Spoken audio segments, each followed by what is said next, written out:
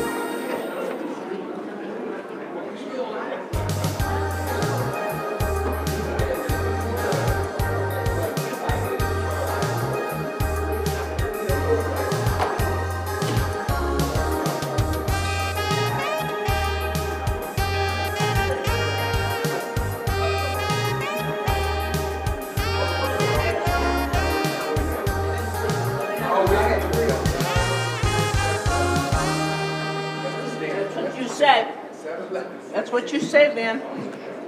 I had one for a long time. Really? I think I don't like the price. Yeah, it's kind of pricey for a sandwich.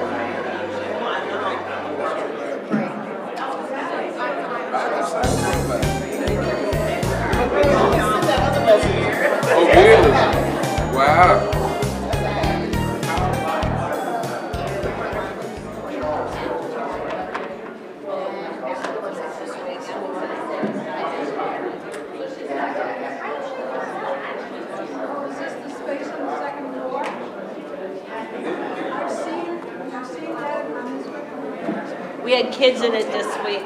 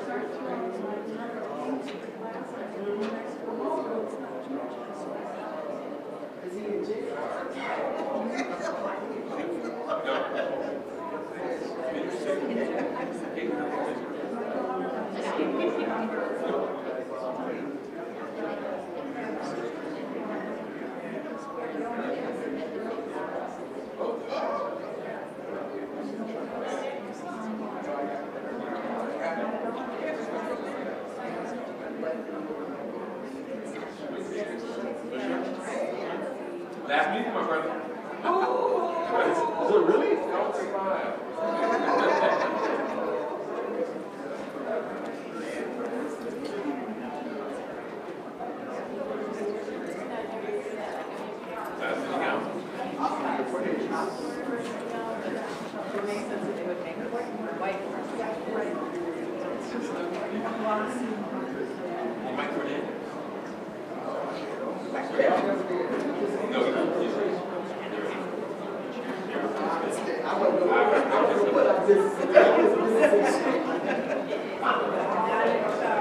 Okay.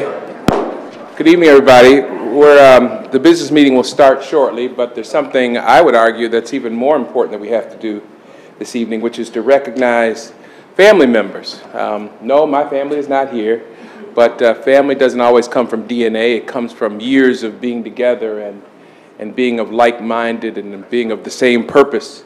And we have several employees that incredibly, I mean, when you just say the number 40, you think, my goodness, that's just an amazing, remarkable contribution to public service. And this, by the way, is not an easy job, as you all know, to do.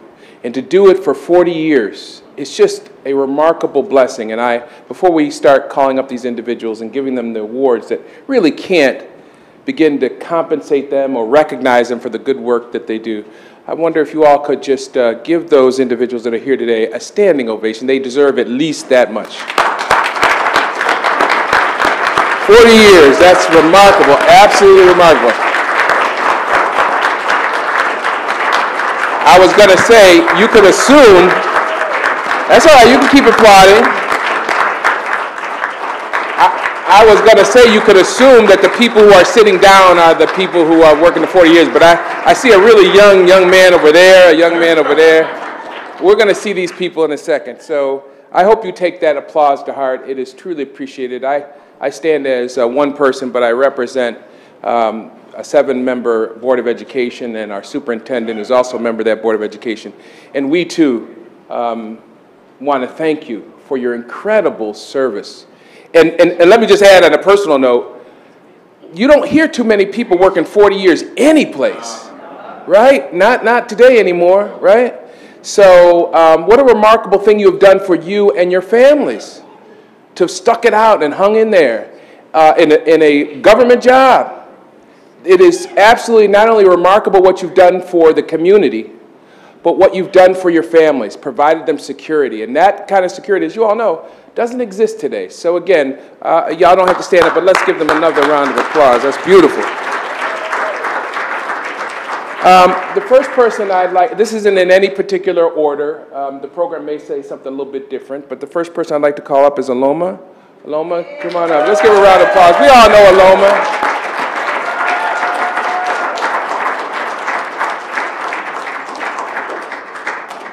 Aloma, I'm going to read to you and to everybody else this beautiful glass award. Again, we recognize that it cannot even come close to paying you back for all the wonderful years of service, but we thought that we should at least memorialize it on this beautiful glass award. And it says, with our appreciation, I got to move the glasses up and down. With our greatest appreciation, we hereby present Aloma Kaysen with this award in recognition for your ongoing commitment and dedicated service.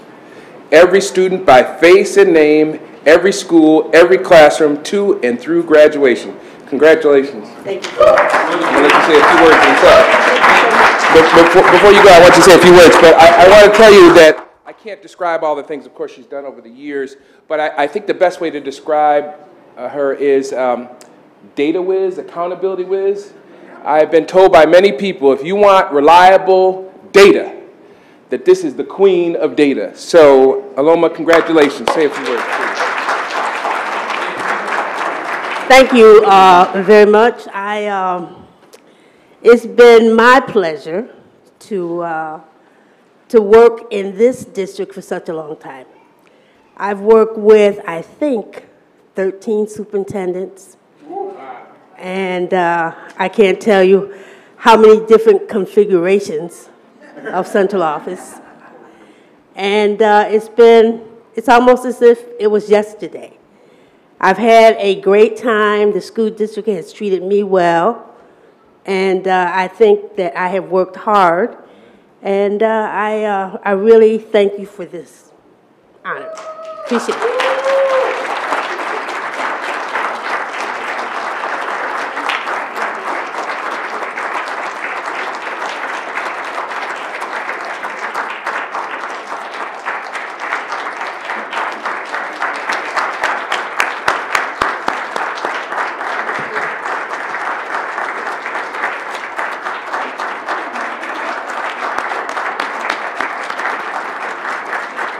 That's more than 40 claps, Aloma, I want you to know. And a couple of hoots. That is wonderful. Again, this isn't in any given order. I don't even need to introduce anybody really here tonight, but here's a person that doesn't need much of an introduction. Where are you, Larry? Larry, I know I saw you. Here he is. Come on up. Let's give Larry a round of applause.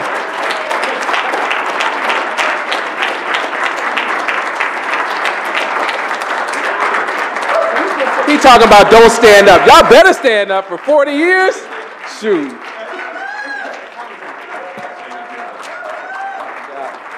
Listen, 40 years.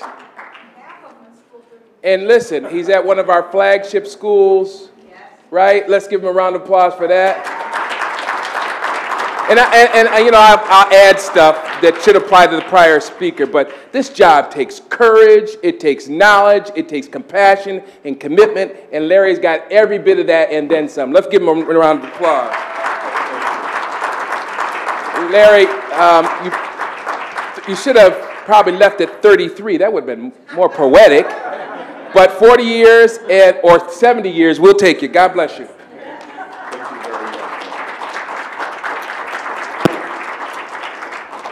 Thank you very much, Van and commissioners and superintendent. How many minutes do I have? 2. I remember coming here in 1975, right out of college, 21 years old, and I'm still here. I am very, very lucky to be in the district. Coming out of college, there was a lot of things going on there. I got to be known in college. Ready for this, as a troublemaker. And, but the thought here, in terms of giving back to our children, in terms of also guiding them and trying to keep them pointed in the right direction.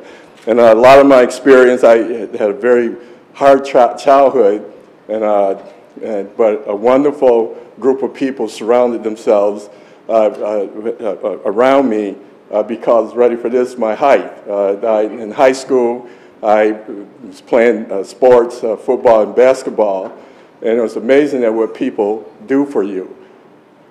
I remember just briefly a story, and also track, and coming in, I think out of about 7 guys running the 440, coming in 4th place, and I was not in the medal or the ribbon number, but the coach gave me a ribbon. It was a white ribbon, and for finishing the race.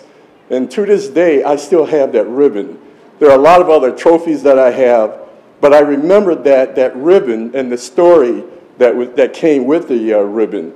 And so the support for me, the thought was to give the support back to our young people and keep them guided in hopes that someday that they would be standing as a commissioner, as a superintendent, principal, teacher, or what have you. And so I truly appreciate this. It seemed like, I agree with Aloma, it seemed like it was just yesterday. I say to myself, more than 40 years? Like, whew, how did that happen? But it seems like yesterday at school number 12 where I first started. So I thank all of you. Also, I'd like to acknowledge my daughter and my granddaughter. Could you stand up, Christy and Sky? And, my wife couldn't make it this evening. And Christy is a teacher at School 58. Sky is a student at School 58. So again, thank you very, very much. All right.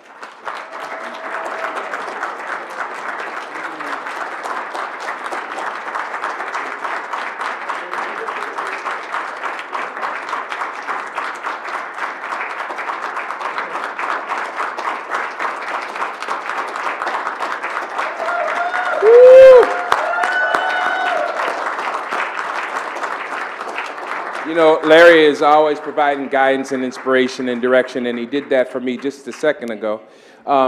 Listen, and I know this is true for all of my colleagues up here, none of this stuff happens without family, right? You don't work 40 years without love and support and courage that I attributed to Larry from the family members. So let's again give the family members, for everybody who got the 40-year recognition. You've done a remarkable thing to support your family. And again, as I say, just from an economic perspective, they are also the beneficiaries of that. It's absolutely remarkable that that is still happening today, and you folks ought to be credited for having the courage and the stick-to-itiveness to hang in there with a job that can be so difficult. Mr. Brown, why don't you come on? Let's give Mr. Brown, he's wearing Buffalo Bills. He should be applauded just for that, because that brother's got courage. I assume you've been a Buffalo Bills fan the whole time? Oh, you get more applause. Now, Mr. Brown has been a stock handler, right, in the service department for 40 years? Listen, let me tell y'all something. Y'all think that, oh, well, let's get the position where, like Willa Powell, the media interviews you, somebody recognizes you from a radio show, from service in Baden, from working in a bank, from working in a hospital, nonprofit, for being a superintendent. Let's keep it real. The people that keep this place going, you don't see them, right? You don't see them in the news. They don't get awards and recognitions. And that takes, again, courage, and it really reveals it's not about them. They don't have to be in front of a camera. This is a man who worked for 40 years to make sure our buildings, our people were safe and secure and got what they needed. And let me tell y'all something. These are the folks that we don't see that keeps this district going. So let's give Mr. Brown a round of applause.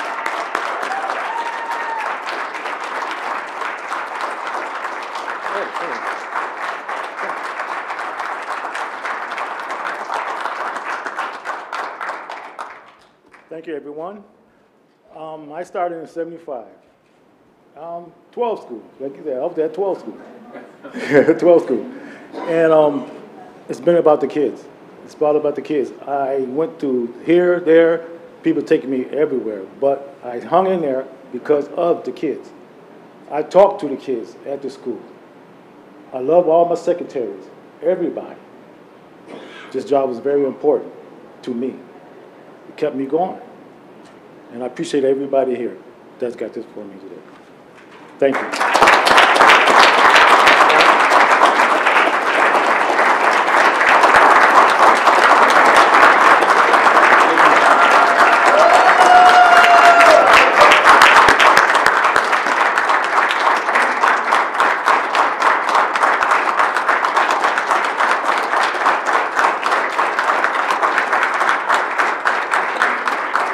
Now, he's sitting back there kind of quiet, way in the back of the room. Now, you know, John Pavone don't sit in the back of any room.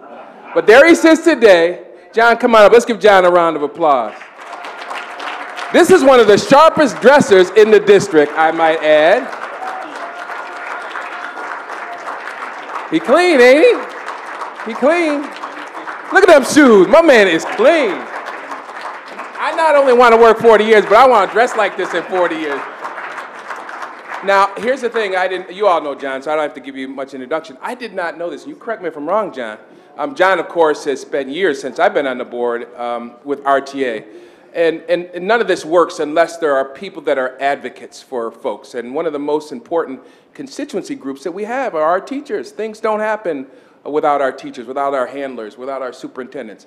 And John, it represents, and mightily, I might add, represents the interests of our teachers, and that's important. Some folks got issues with that, but I don't. That's how, you know, if other people speak up and they advocate, you bring some balance, and John does that masterfully. I did not know this about John. Your teaching degree was in social studies? Is that what you were? Political science. Political science, okay, all right. But John is now working the political science of Rochester. And for 40 years of service, we hold you up and we recognize the wonderful contribution that you made. Thank you.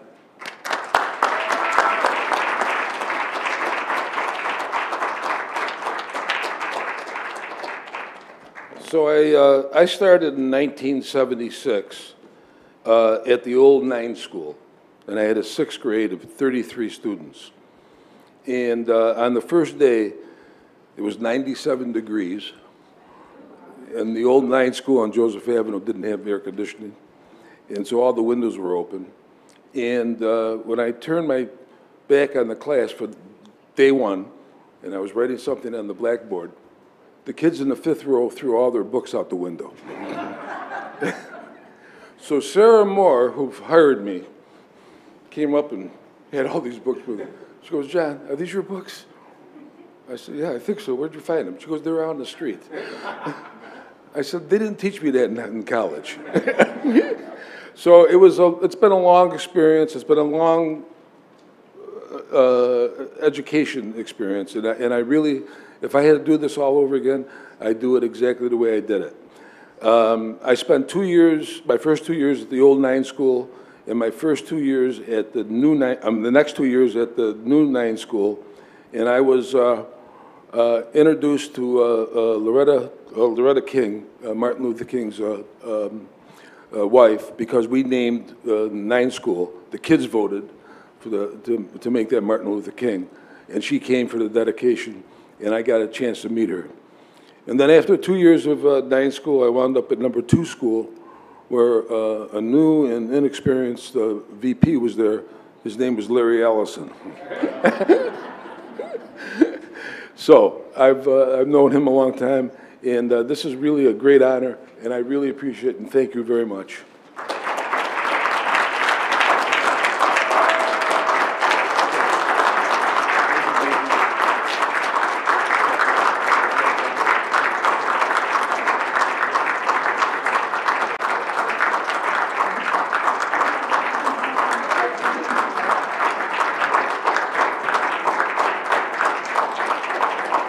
Thanks again, John. What size shoes do you wear, John?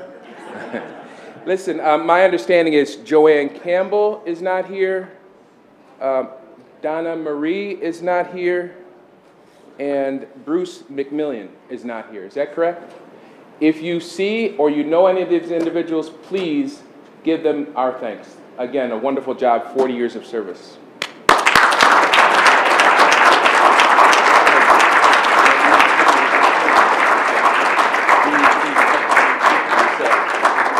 I think we're set with that portion. Yeah. What time is it? Let's see. It's well, we'll take a 8-minute break. We're on time.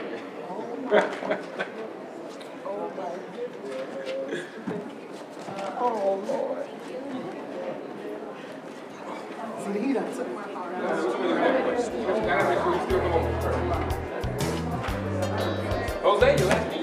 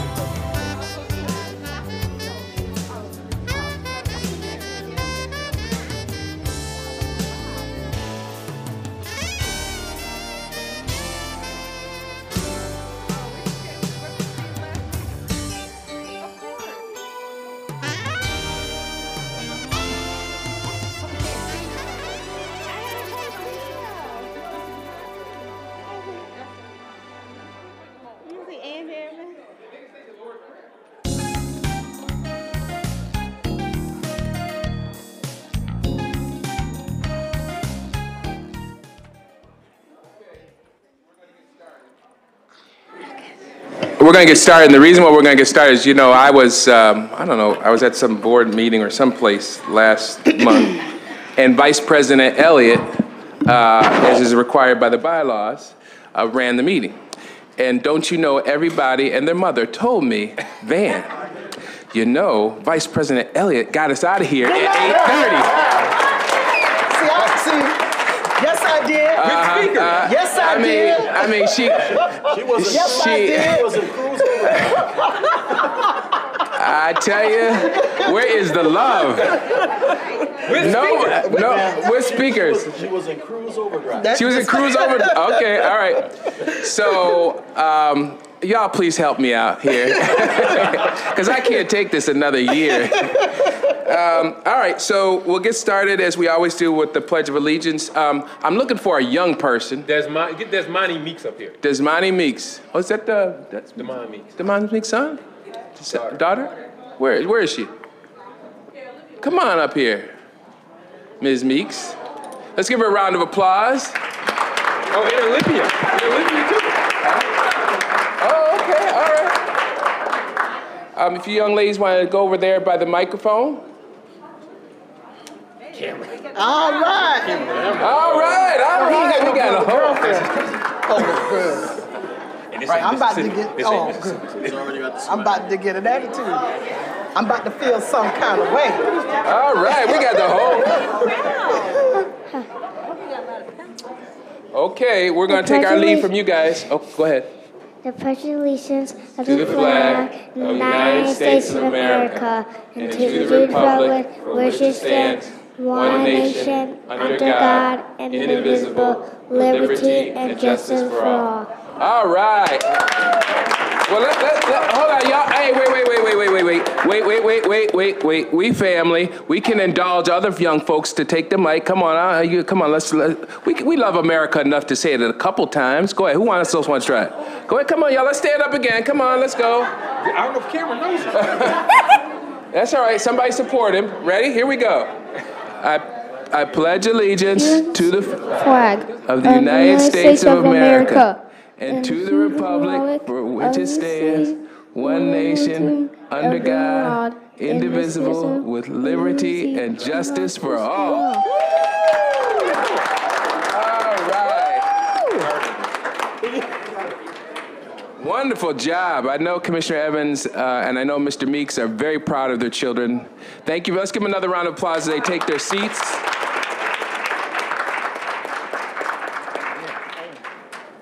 All right, so we got a kind of complicated schedule because a lot of important things are happening tonight, and not all of them are going to be done by resolution. And I'm going to need the able assistance of our great clerk, Dr. Shanae Lee, to make sure, and I'm sure my colleagues will help me out if I mess up on the schedule. I think the next thing on the schedule is the video. All right. Can we cue the video? I can do that. Dr. Lee has suggested that the board members go take the seats in the front. The boss. The boss, that's right. The real president. That's right, the real president.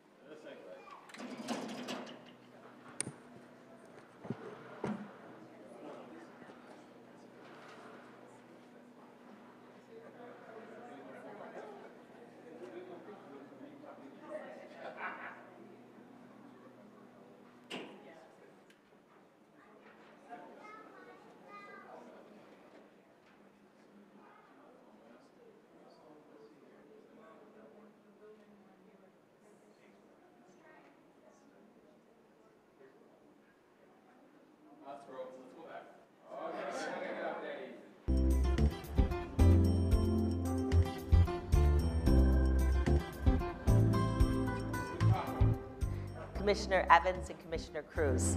I want to thank you for your many years of service to the Rochester City School District. On behalf of staff, families, and children, we recognize and celebrate all of your contributions. Thank you also for welcoming me as a member of the team, and I look forward to working with you in future endeavors. Hey, Malik and Jose, I just want to thank you for your service here at the Rochester Board of Education. I know, Malik, you have worked with our children far longer, and so starting off probably as a teenager yourself. So thank you for all of your work. I wish you much success as you move over to City Council.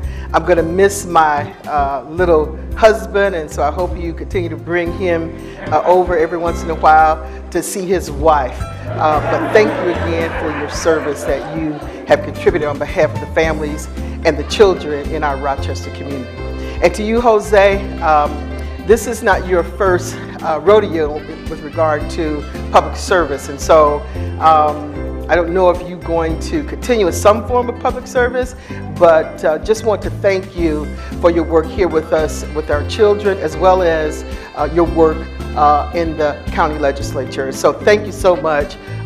This community appreciate all of the work that you have done as well on behalf of our community, and in particular for our Latino community. So thank you so very much for your work as well. Thank you.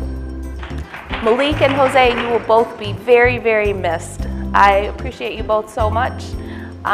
Malik, over the years, I appreciated you more each year, and I really will miss, talking with you about pre-K and early childhood, about West Side school needs and more. And Jose, I really appreciate you. I know sometimes we were diametrically opposed in our perspectives, and other times we were completely on the same page. And in all cases, I sincerely respect you. And again, you'll both be missed. Thank you, Jose and Malik, for being incredible commissioners. It's been a pleasure working for you all these years. I look forward to many interactions in the community.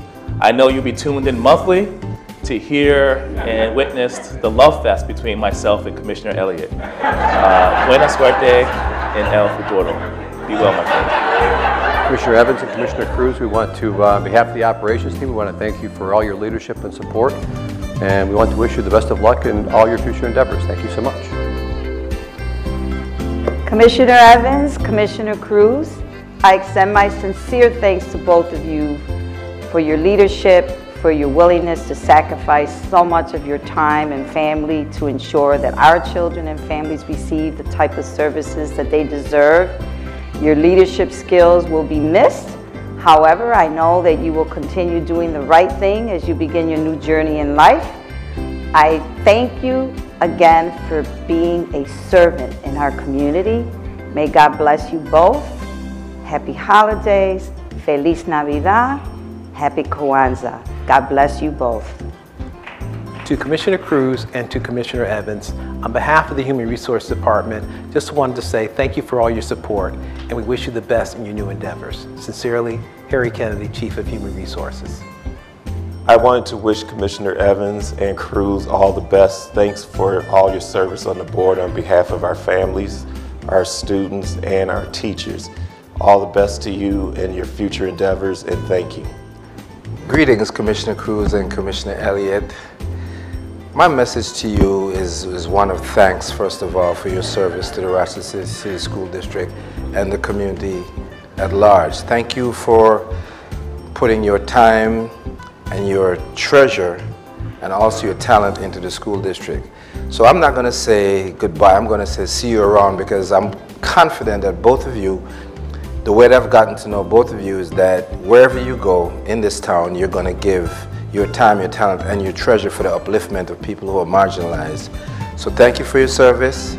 Peace, one love, see you soon. Commissioner Cruz, Commissioner Evans, I appreciate you guys for what you've done. Over the years that I've been working with the Rochester City School District, I've seen the examples that you've led by, your effort and your enthusiasm and your diligence in trying to make sure that the students that we serve in the district gets the best possible service that they can have.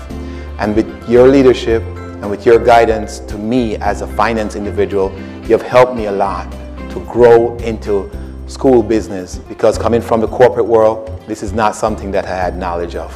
But with your help and your guidance, you have developed me as an individual to reach the stage to where I am now, and for that I'm eternally grateful to both of you. I'll never forget you guys. Commissioner Cruz, I know you want me to say Jose, but with all due respect, Commissioner Cruz. Malik Evans, as a commissioner, you and I have worked on other boards, and we have gone through many things with our outside experience. So I wish you all the best, Commissioner Evans, in going over to City Council, and look forward to working you on that end.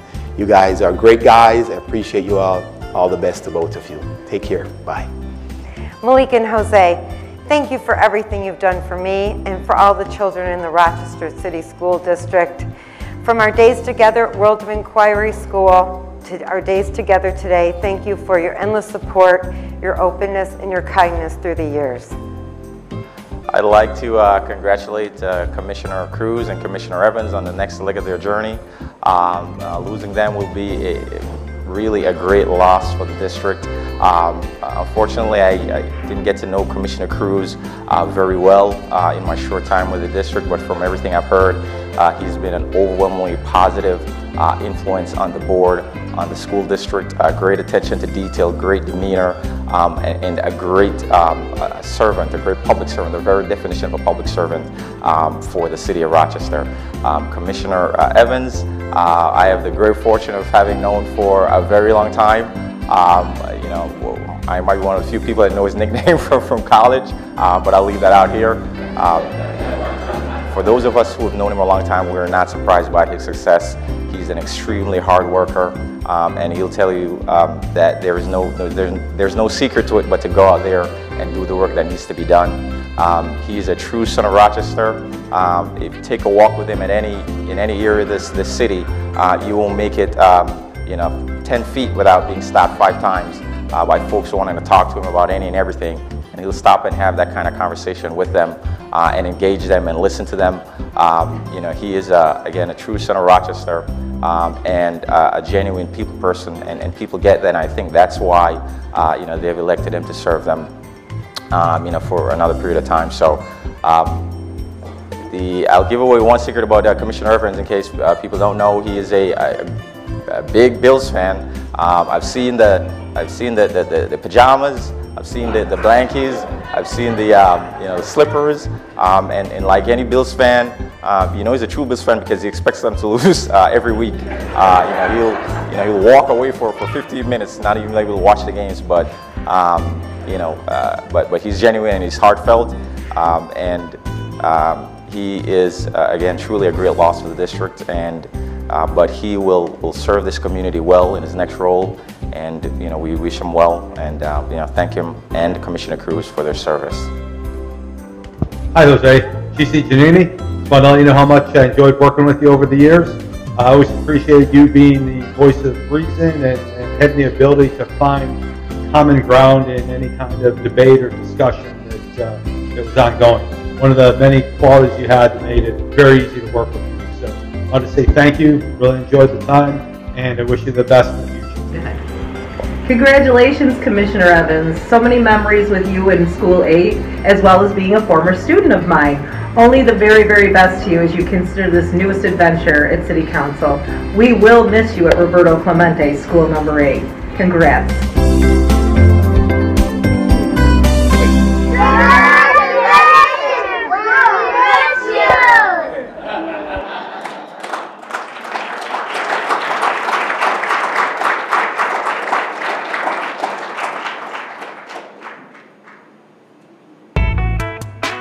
Behind closed doors.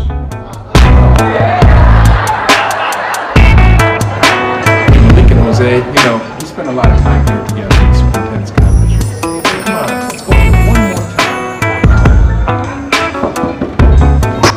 I think somebody's in. Hold on, they're busy. We'll come back a little bit.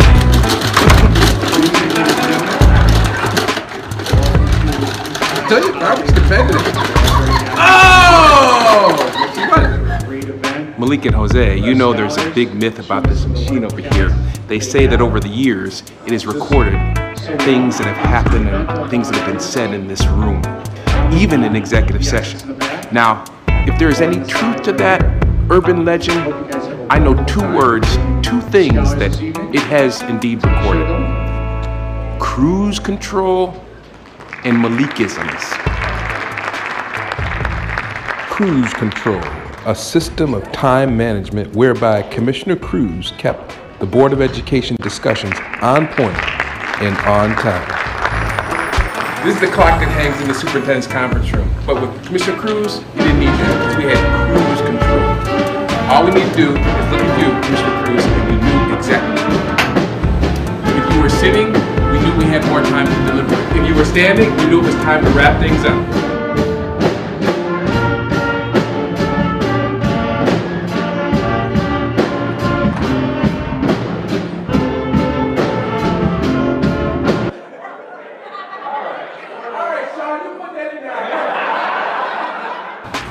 If you were standing by the door with your coat on, we knew it was time to go.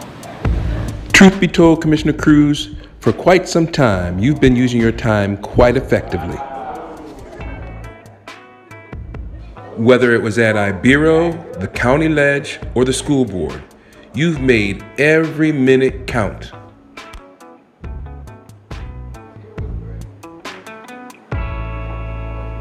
Malikism or Malikisms, a funny or sometimes serious story or anecdote told by Commissioner Evans meant to make a point or alleviate tension in the room.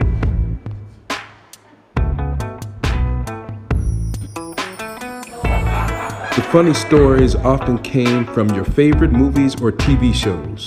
However, the more serious Malikisms, which moved us forward as a group, were inspired by your wise and thoughtful parents. Over the years, Commissioner Evans, like his parents, has thoughtfully shared his knowledge with other leaders and children in this community. Commissioner Evans and Commissioner Cruz, for your time and your knowledge, thank you.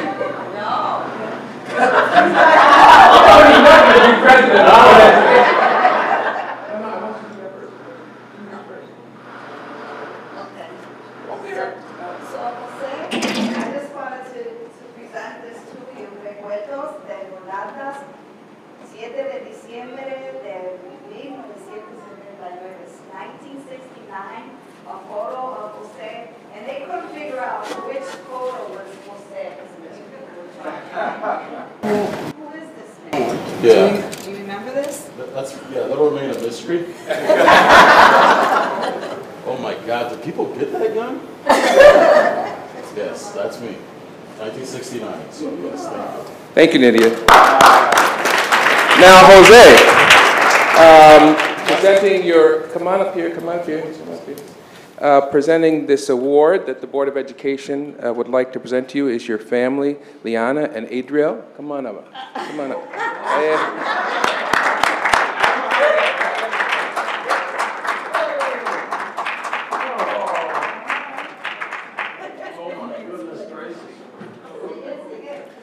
As they give him hugs, let's again give them a round of applause. None of this stuff happens without the support and love of family.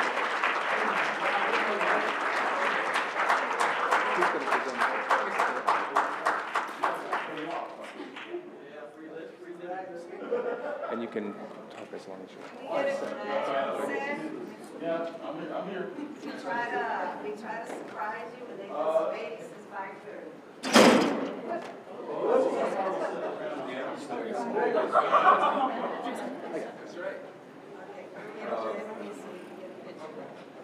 All right, you doing this? Yeah. Everybody get lined up.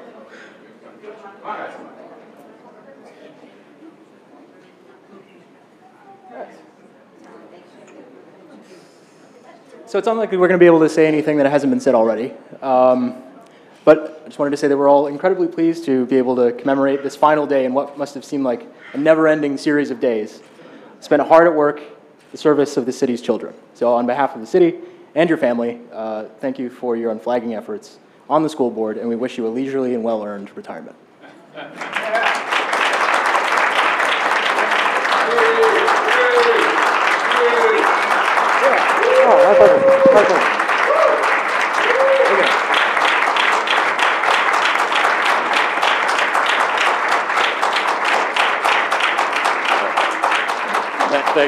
Thank you. Don't hurt your hands. Todd, you want to pull that thing up? What can I say? This is phenomenal. I was not expecting all of my family to be here, but each one of my children really, you know, we're defined by our children, and I'm so proud and love my family and love my children. My daughter just drove up from Virginia Beach. You know I've been talking about my daughter who's in the Navy, right? So this is my daughter who's been in the Navy. 19. She's been in there 19 years. I thought you wanted to leave the meetings when you said you were driving to Virginia Beach. No, not quite. And my son-in-law, Doug, we've both been in the Navy for 19 years. So they, talking about service to this, to our community, they serve this country, and they do it with something that we have tremendous value for, and they're willing to put their lives where their mouth is. And so to them, I congratulate them and thank them. And then this is my granddaughter, my littlest granddaughter. She's shy, which is something that'll change in a few minutes. My wife, Maria, they're all, I'll go down the list. My sister, Evelyn, Vanessa, my brother Guy, my uncle Herbie, my aunt Sharon, Miranda, and my son. One of the things that I have been so proud of is my children in terms of the things that they've ended up doing in their lives. My daughter, as I said, and my son-in-law, they serve this country. I have a daughter who works for the University of Virginia, who has, we got a text a couple days ago where she cut off her hair and she is donating it to cancer patients. So those are the kinds of things that they're doing. My son works with foster care children in Minnesota. These are foster care children who are in college, and he helps them to stay there. So a tremendous program. And my son is the only one that's here in Rochester, and he works for Legal Aid, and he helps families who are on the verge of being evicted. So I'm really proud of the work that they've done, and you know, they say the apple doesn't fall too far from the tree.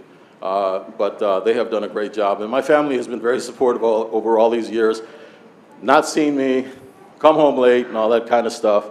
And to all those times when I couldn't be there, I sincerely say I'm sorry, but I also thank you for all the support that I've gotten over all these years.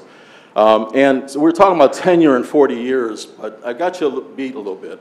If you look up at the monitor, you'll see a picture of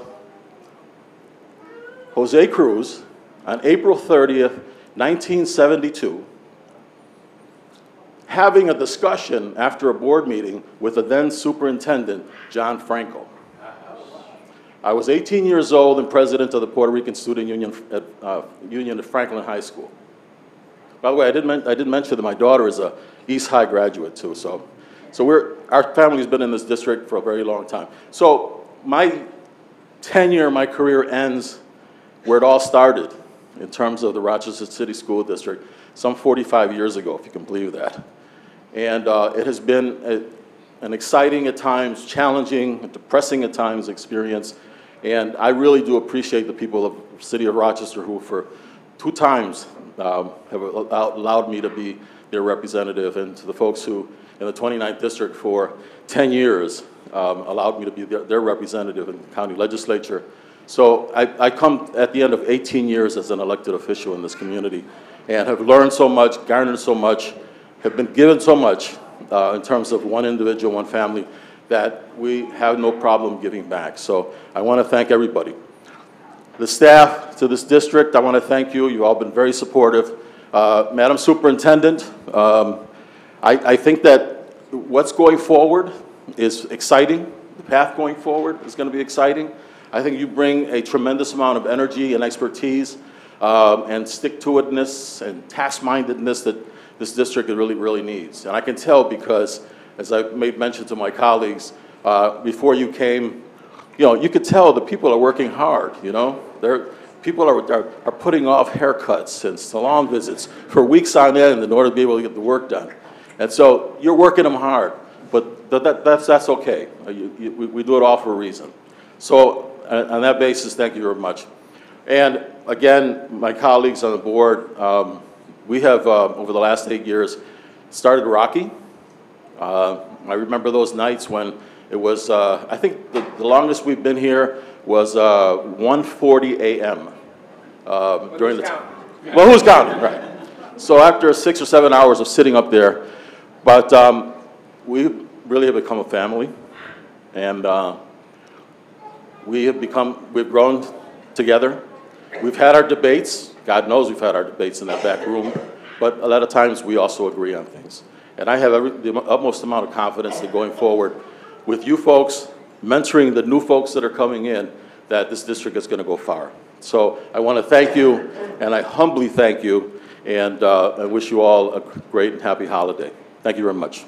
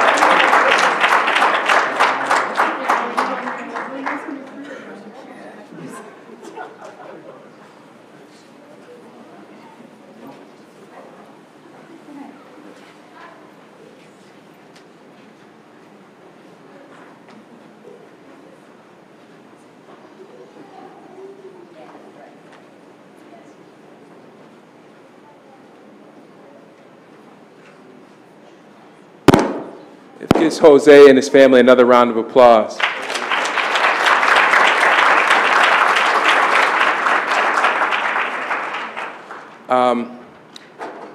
Well, I won't start talking at a personal level, but because you need me to sort of, since I'm serving as master of ceremony here, I have to keep my composure.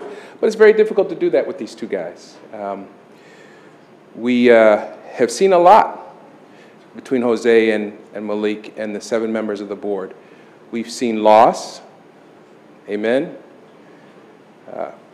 Jose and I lost weight. But on a more serious tip, we've lost family members. A number of us have. But through it all, the Board of Education, our 7 members, have gained a lot. I think, as Jose has said, over the years, and it took time, you gain respect. Not only of your colleagues, but people outside who know the challenging nature of the work and know how long these 2 gentlemen have been working in the vineyard. And there's one person who's been out in that vineyard for many years and speaks about it from the pulpit, but also from the public service venue, and that is Wade Norwood. He's going to present our next award. Let's give Wade a round of applause.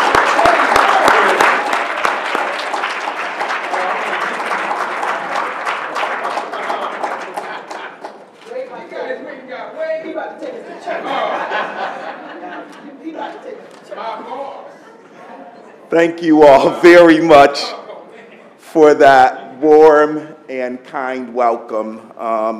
Mr. President, giving honor to you and your colleagues on the Rochester Board of Education, particularly to Jose Cruz, who is also ending his tenure, and I was very delighted to be able to listen to his remarks and his award presentation. Giving honor to the Superintendent of Schools and to all of the employees that we just finished honoring, in appreciation for their years of service. I count it a privilege, and I'm grateful to have been offered the opportunity to lend remarks to honor our dear friend Malik Evans. I will be brief, but I make no claim of any attempt to try and maintain my composure as I do so. And I just want to begin, because Sister Elliott says so, I'm going to begin by just telling and sharing a story from my faith tradition.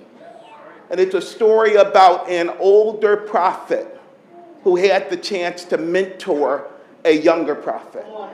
And they spent many years laboring in their land, advising the rulers and caring for the people. And the story says that at one point the younger prophet, whose name was Elisha, came and spoke with the older prophet Elijah. And Elijah asked the younger prophet, what would you want most in your life? And the younger fella said, you know, I would love to have a double portion of your spirit. And the older prophet said, you know, if you get to be around when I go away, your wish will be given. I want you to know that Malik has known me far longer than I've known Malik, because he marked me out when he was in grade school and did very much study my life and look to find opportunities for pathways.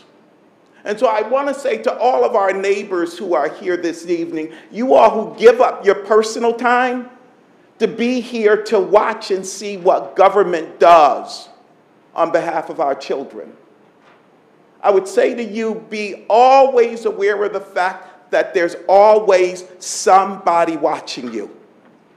Somebody you don't even know watching you. And make sure that the way that you are walking is a way that a grade schooler could look and say, I want to be not just like that person, I want to be double what they are. I didn't know Malik until he was a high school senior, and he came over to see me. Amen. And he met with me, and he told me about himself, and he said, I want you to know I'm going to the University of Rochester just like you. And I want to come work with you. And I said to him, the most important thing you have to do is get that piece of paper. So you can't work with me for the first 2 years, because the first 2 years are the hardest years in college, because you got to adjust to it. But you come back to me when you are a successful junior, and we will start working together as laborers in the vineyard. And ever since that time, the young man has been my intern. He's been my employee. He has been a volunteer for me. He's been a member of my campaign staff. He has been a candidate I've gone and worked for. He's been a mentor to my own children. But throughout all of this, he has been my friend. Malik, I'm going to ask you to come forward. And I'm going to say to you all, that Malik was so important and has been so important in my life that when he left working for me, the only way I could replace him was to hire his sister Shari. Malik, we are, and I am, incredibly proud of you. I am proud of the record of service that you leave behind, and I am proud of the reputation that you have built for yourself in the community. And I want you to let these folk know that your prayer has been answered and that you have received a double portion by asking your family to come stand with you as we do the rest of this.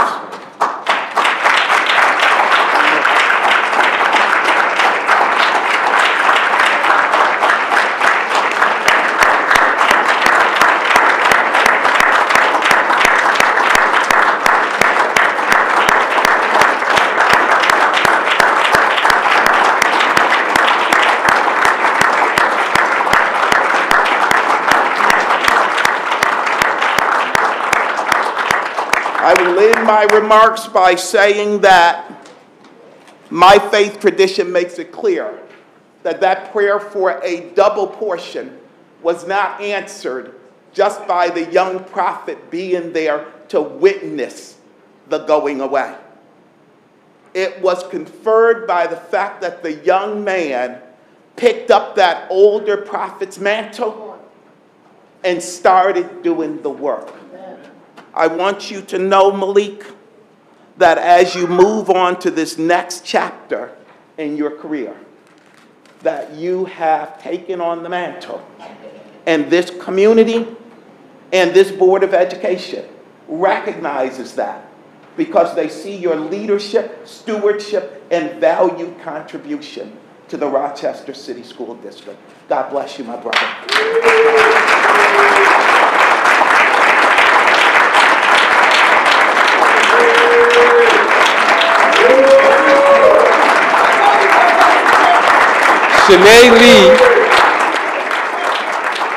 Shanae Lee and Shawanda Evans, I'm gonna get you guys.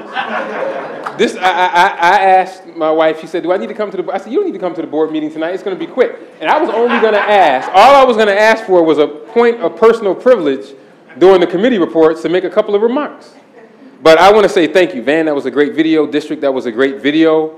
To bring back Wade Norwood is something. I mean, I am where I am today because of Wade Norwood, and everything he said was right on the money in terms of his support that he's given me over the years. And I worked on his campaigns. He worked on my campaigns. It's been great. Just briefly, I just want to say it's been an honor and a privilege to serve on the Rochester Board of Education for the past 14 years. And I'm still not 40 yet, y'all, so I'm still a youth. Joanne Feen used to always say, "You're a youth." I still feel like a youth. First, let me thank God for giving me strength and ordering my steps. I also have to thank my wife for enduring the endless meetings and for putting up with 5 campaigns in 10 years. So that's a campaign every other year. My boys Cameron and Carter already have 3 Evans campaigns under their belt.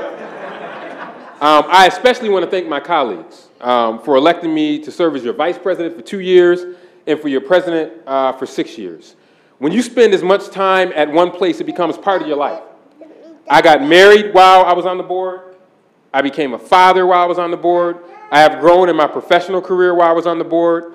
And I've lost loved ones, including my mother, while on the board. And all of us have seen experienced illness, death, happiness, the highs and lows of life. I want you all to know that the Rochester City School District will always hold a special place in my heart. There is still so much work to do, but I know that in this business, the work is never complete. So tonight, I leave this dais for the last time, proud in knowing that I have worked on keeping nurses in every school after funding was cut by the county. Remember that? Working to expand pre-K, summer learning, building out the World of Inquiry School. I saw Beth in the video. Helping to launch the FMP program, and leading the effort to create the Office of Auditor General and creating the first audit committee charter and serving as the chair of the first audit committee. Where's Anissa? I remember that. That wasn't easy. Now, let me say this. Don't get too excited, because I'm not saying goodbye, because so much of the work the city does is tied to the Rochester City School District. I look forward to my continued work with all of you. The only difference is I'll be giving you a hard time about all the money the district is spending. Just kidding, just kidding, just kidding. I truly look forward to us mutually supporting one another because God knows we are in this ship together. We are all leaders, and I'm reminded as I'm sitting here of Dr. King's speech about the drum major instinct. All of us that have served in elected office know about the power of the drum major. All of us wanted to be leaders. We all stepped up and grabbed that mantle. But Dr. King said something that I think is extremely powerful for all of us on the board, city council, county legislature, wherever, working in the building to remember about the drum major. He said, yes, and I hope I'm remembered this way and that we all should be strive to remember this way. He said, yes, if you want to say that I was a drum major, say that I was a drum major for justice. Say that I was a drum major for peace. I was a drum major for righteousness. And all of the shallow things will not matter. I won't have any money to leave behind. Shawanda, I'll try to leave a little bit. I won't have the fine and luxurious things of life to leave behind, but I just want to leave a committed life behind, and that's all I want to say. And he closed by saying, if I can help somebody as I pass along, if I can cheer somebody with a word or song, if I can show somebody he's traveling wrong, then my living will not be in vain. If I can do my duty as a Christian ought, if I can bring salvation to a world once wrought, if I can spread the message as the Master taught, then my living will not be in vain. And he closed by saying, yes, Jesus. And you know I'm a son of a preacher, so I got some of that in there. I want to be on your right or your left side, not for any selfish reason. I want to be on your right or left side, not in terms of some political kingdom or ambition, but I just want to be there in love and in justice and in truth and in commitment to others so that we can make this old world a new world. I want to thank the Rochester City School District and my colleagues and all my partners in government for helping to make this old world a new world.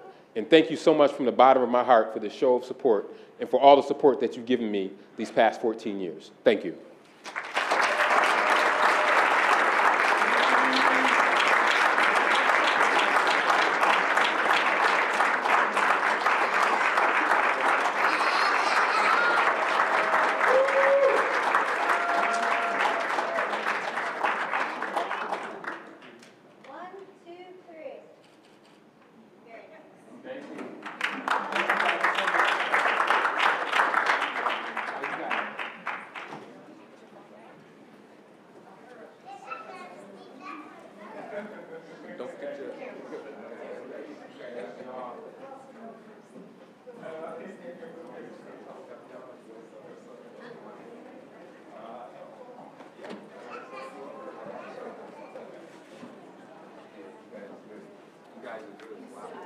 Thank you. You guys are good.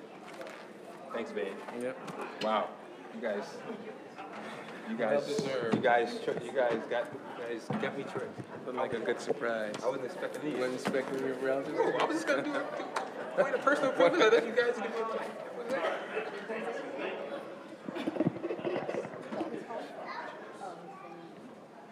Vice President Elliott is saying goodbye to her husband. No, Sean said something he was not supposed to say. Oh, okay. The camera turned to look directly at me. Oh, did it? I had to get it straightened out. Okay.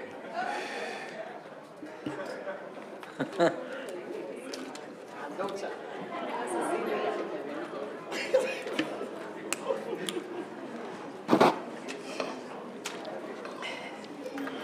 Again, we want to thank family members, Jose and Malik's family members, for showing up tonight. I think both of them were very surprised by this. I don't know why.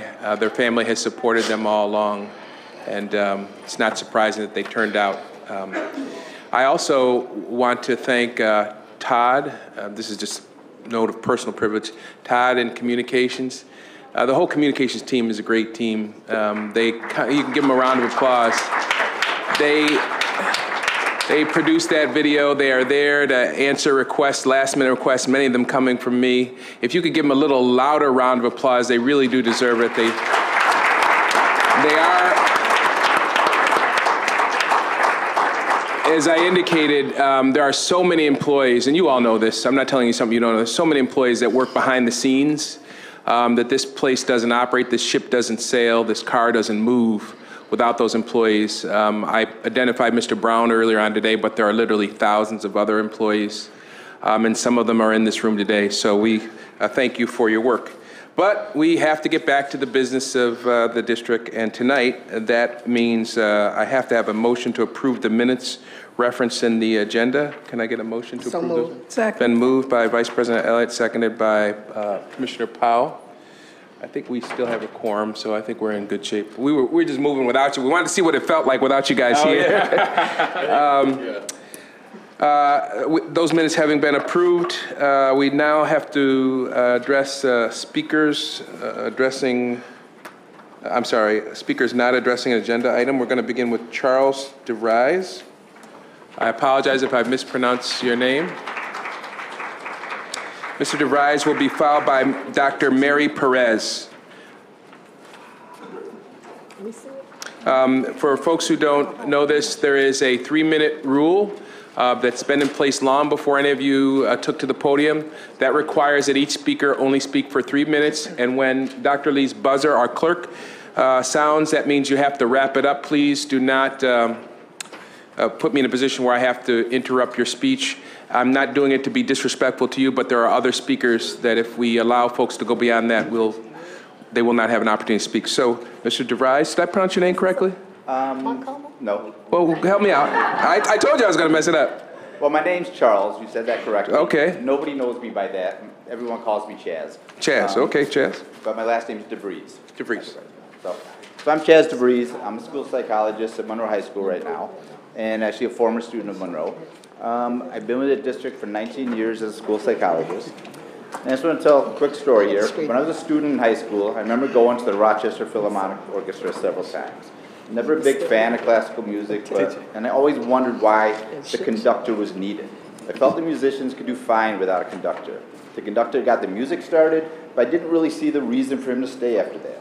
I asked my high school friends why a conductor was needed, and none of my friends could give me a good response. In fact, most of them agreed with me. They're like, why do you need this conductor?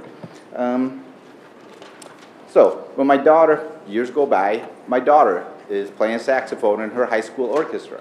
So I asked the question to her, why do you need a conductor? He wasn't playing an instrument.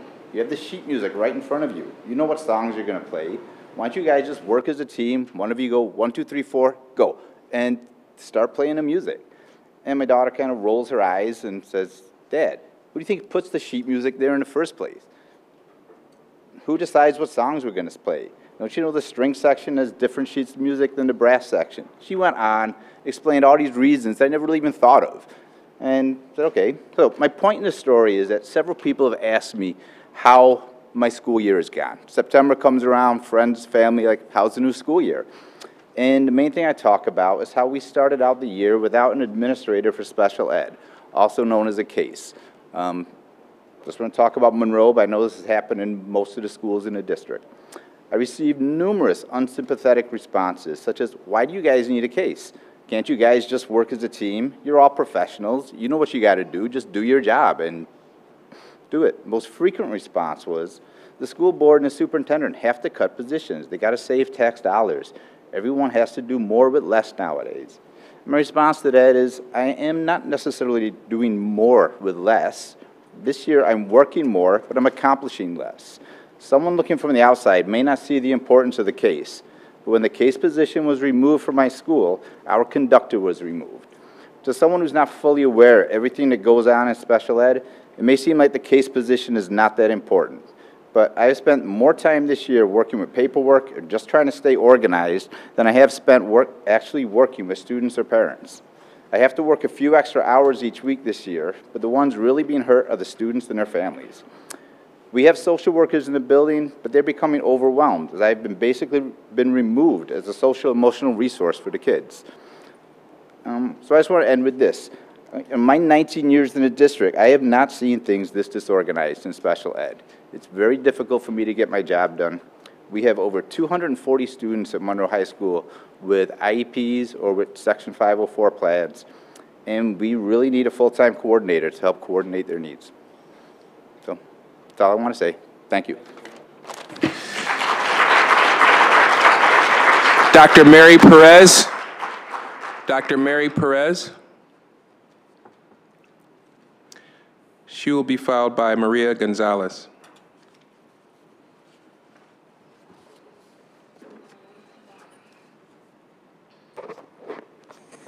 My name is Dr. Mary Perez. I'm a school psychologist at Abelard Reynolds School 42. I'm here tonight because of an ill-advised decision made in the spring of this year, which has resulted in 20% of our student population being denied adequate services. I was informed by my principal the week before school started this fall that in addition to my full-time school psychology responsibilities, I was now the sole LEA designee and CSE chair for my building, a position previously the responsibility of an administrator. The constant legal demands of the CSE position require diligent and immediate attention and therefore interfere with my responsibilities as a school psychologist. A major difficulty is in prioritizing two professional job duties in an efficient manner.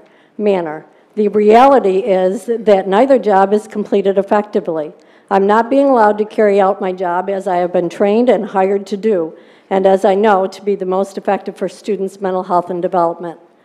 Ironically, I'm being asked to help develop programs which I am unable to deliver. CSE decisions are fueled by the assessment of students' cognitive, academic, and behavioral needs, consultation with teachers, and the development, review, and modifications of both academic and behavior intervention plans. This work is done by the school psychologist, but there is much less time for this work. I've had to make daily decisions as to which duties as a school psychologist I need to ignore in order to fulfill my duties as a CSE chair. These decisions may include eliminating restorative practices and other classroom lessons, consulting with a teacher over her break, observing a child in the classroom environment, developing classroom management strategies with teachers, and meeting with students. My inability to provide the staff and students with my undivided attention is unfair and is depriving the students of the opportunity to reach their highest levels of achievement. Thus, the reason for me being here is based on an absurd decision made by people ignorant of the professions to combine the jobs of school psychology and CSE chair, therefore diminishing both. As I said, this was an ill-advised decision. It needs to be stopped, and it needs to be stopped now. School psychologists need to be school psychologists, and the role of CSE chair given back to knowledgeable and trained special education administrators. Our children deserve programs that are well-developed and administered. Please, Mr. Evans, Mr. Cruz, Ms. Adams, and commissioners, I invite you to check the facts, as you so passionately mentioned was your intent at the last Board of Education meeting. Now and in the past, school psychologists have addressed the board to support our students, and we will continue to do so whenever the needs of our students are in jeopardy. Thank you. Maria Gonzalez. She will be followed by Jean Cecilian. I know I mangled that name, and I apologize. Good evening. My name is Maria Gonzalez, and this is my 18th year working in the Rochester City School District as a school psychologist. I addressed some significant concerns I have at the October board meeting, and I still feel compelled to address you all again tonight because my department is in a crisis and not much progress has been made. That being said, I would like to thank Mrs. Teresa Wood, who recently joined our department and has been very responsive to our concerns. Mrs. Wood realizes the negative impact that the changes made to our roles as school psychologists has had on our students. However, as much as Mrs. Wood wants to make some changes to alleviate some of the concerns we have, her time with us is limited, and yet again, we will be left uncertain about our roles. I also want to address the need for recruiting and hiring school psychologists. As of this morning, we have 9 vacancies in our department. 18 years ago, I was a school psychologist in New York City, and I went to a job fair to see what was out there. The Rochester City School District had a very nice booth with information about their schools, community, cultural events, and other opportunities. A member of Human Resources approached me as she realized the large identification label that was taped to my shirt indicated I am a New York State certified bilingual school psychologist. I ended up accepting the position and moved to Rochester that summer and joined 5 other certified bilingual school psychologists. That was back in September of 2000. As you know, our Latino population has increased exponentially, and tonight I stand before you as the only New York State certified bilingual school psychologist in this district. This overwhelms me. Yes, there are 2 psychologists in my department that speak Spanish and are able to help with our Latino population, but that just makes 3 of us, and the Rochester City School District has not made any efforts in attempting to attract bilingual school psychology candidates in recent years. And to me, this is a disservice to our children and to our families, not to mention that it shows a total lack of disregard for special education compliance and the needs of our student population. Interpreters are never the solution. They cannot provide accurate, valid, or reliable results. Our children deserve to have access to certified bilingual school psychologists that can best support their academic and social-emotional growth. I hope you can all help us ensure fairness and equality for all our students, because we will be here until we achieve fairness and equality for all of them, no matter what language they speak. Thank you. Thank you. Jean Celian. Jean Celian. Oh, Jean, I'm sorry. Sorry about that. All right, hello everybody. Hello. My name is Gene Cillian. I am the Regional Director of Litter Medical School of Rochester. Basically, Litter Medical School is a STEM program bringing medicine, science, and importance of health to children ages 4 and 12. We're basically trying to bring something that's entertaining, exciting, and a fun way to learn for children around that age. At Little Medical School, we aim to inspire tomorrow's healthcare providers today by offering an unparalleled opportunity to educate youth students with practical, lifelong knowledge. Our educational enrichment program provides a fun, innovative, and engagement curriculum. Through hands-on demonstration, craft, and games, children are actively engaged as they explore the world of medicine. Little Medical School of Rochester currently offers 6-week courses, 25-hour summer camps, and in-school birthday parties. Each child will receive a working stethoscope to take home and a diploma as they graduate from Little Medical School. I have my nephew here who I wanted to bring to demonstrate what we offer the kids. Go ahead, take it off.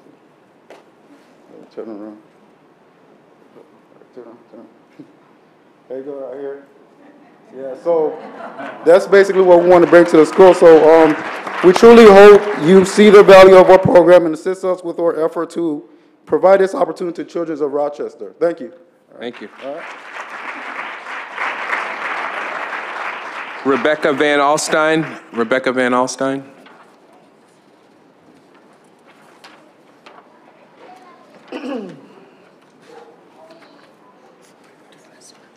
Good evening. My name is Rebecca Van Alstyne, and I'm also a school psychologist. I'm sure you're aware of the roles of the school psychologist in the district, but I'll just explain a few of them. We're responsible for collecting data, behavioral and academic, observing students, writing functional behavior assessments, behavior intervention plans, facilitating groups, MTSS and RTI teams, collaborating with teachers, parents, implementing and monitoring academic and behavior plans, counseling, and crisis intervention. We're also an integral part of the Committee on Special Education. We conduct comprehensive psychoeducational assessments and report out at meetings. We develop 504 plans. We connect with pediatricians, behavior specialists, therapists, outside agencies, and CPS, and we try to run restorative circles and staff for students and staff. I love my job. I'm part of the School 41 family. I love to go to school every day. I love working with the students and the families, the teachers, the administrators. And often I feel like I am just working to keep my head above water with all of my responsibilities. This year, however, in addition to all of the duties I described, school psychologists have also been asked to chair CSE committee meetings. These duties were considered administrative duties last year. So now my added responsibilities include many of those that were previously assigned to a special ed administrator. I now have to generate prior written notices, enter consents, develop annual review schedules, create invitation letters, mail them, and conduct the annual review meetings. Submit all initial letters to central office, assist teachers with completing initial referrals, communicate with staff when consent is received and it's okay to test, prepare packets. The list goes on and on. It's a lot. It's basically 2 full-time jobs. My new responsibilities make up about 100 annual review meetings that I will chair this year. In addition, there's time spent with the clerical tasks that take up about 5 hours a week. Time spent away from the needs of our most vulnerable population. School psychologists were not asked if we would take on this role. We were not given new job descriptions. We weren't given adequate training before September, and we weren't given increases in pay to do all the additional work. But we continue to do our hardest to do the best job that we can for our kids.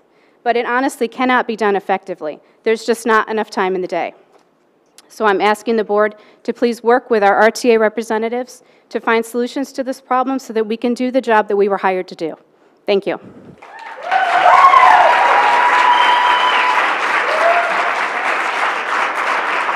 Veronica White. Veronica White. Veronica White.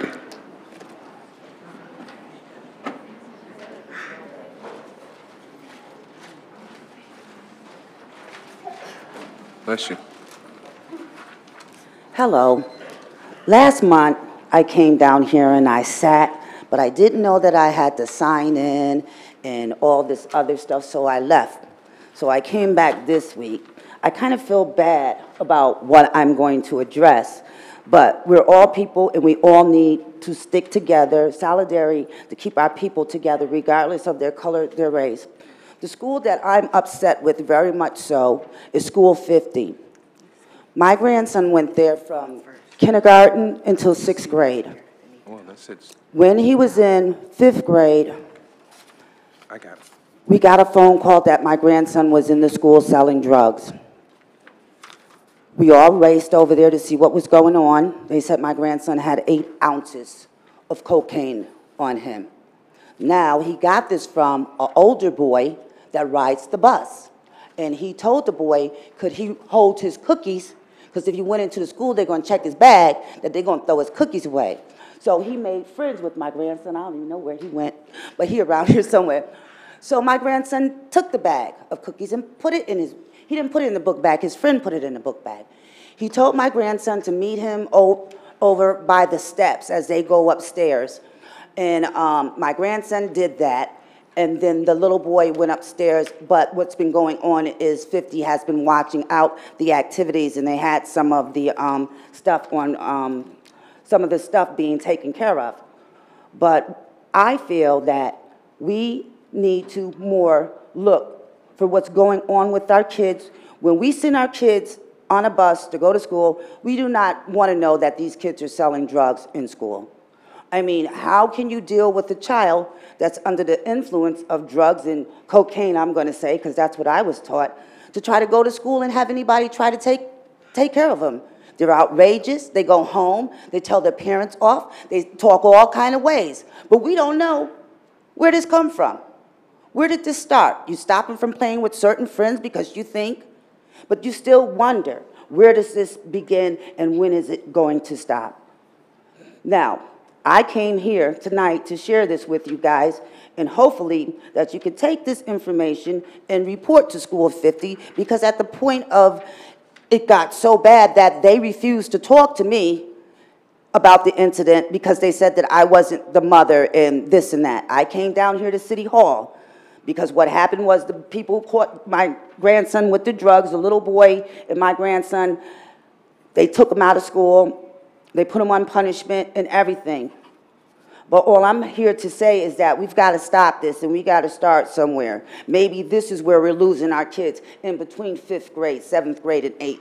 We don't know where they're at. They're not in school. They're not doing this. I visit School 50. They got a revolving door on the classroom where no kids are sitting there learning. They just get up and go.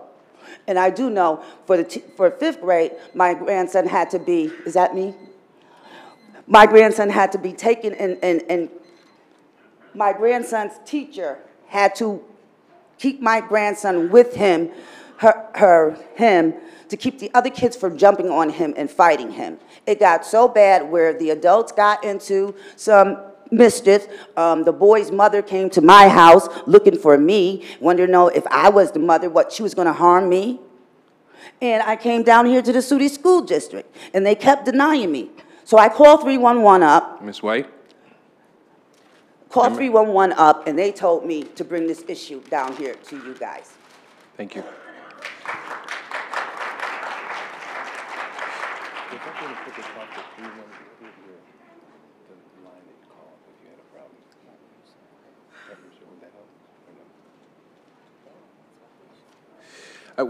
Just to let you know, what I was asking the superintendent is, while we have that 3-minute limit, we realize some problems can't be encapsulated in 3 minutes. But folks should understand that this isn't the place where you can get your problems resolved. It is a place where you can let your problems be heard. But I would encourage every citizen listening or watching on TV, or those out there like Ms. White that really wasn't finished, to understand that there are plenty of opportunities to be heard and listened to and get a response. So, Madam Superintendent, where would you suggest a person like Ms. White or anybody listening, who would they call, what would they do? So we have an at your service line, and I will ask somebody to come to the podium and give that number. That's a line that's available to any parent, anyone in the community, and indeed our staff when they need assistance. And that's a direct connection to those in the district that can assist you personally.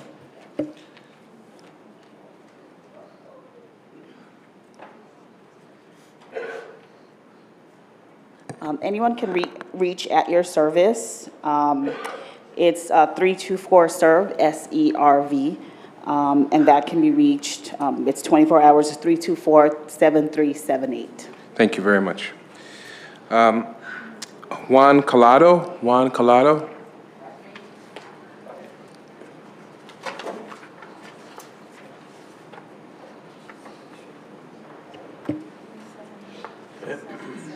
Remember, Mr. Collado, I extended you an opportunity to speak, even though you hadn't called in by noon, so please keep it at 3 minutes. Yep. Thank you. So everyone know my name is Juan. I'm a community organizer, volunteer organizer with Metro Justice and Special Parent, Special Kid. And I don't have much to say. I just want to say that it would be a good idea to keep the School 41 open for these kids, because for the first reason, it's not because of the building that they're fighting, it's because of the place and the staff members. They feel already this is like a home. And I don't want to be the one who said it. I have this young man here who is a student in School 41, and he's going to be the one who's explaining why he wants the school to be open. So my name is Darius Brownfield. I'm in School 41, and I'm a student in School 41, and I think we should not close it because it got good staff members, and it's not pushing nobody hard, but it have certain rules. It's called the pause expectations, and we gotta follow the pause expectations, and everything go right. And if we don't close the school, it's gonna continue being right. It's still gonna be the pause expectations on the walls. The pause expectations it's like almost everywhere. So I just want to say, please keep School 41 open. Wonderful job. Let's give him a round of applause. I'm a single, my name is Leonard Edmonds. I'm a single father of these two beautiful kids, and being a single parent, they both come from different backgrounds and troubling backgrounds, and School 41 has really helped me to, as far as like working with the teachers, about any issues I have with them. The principal is very friendly. The staff is friendly.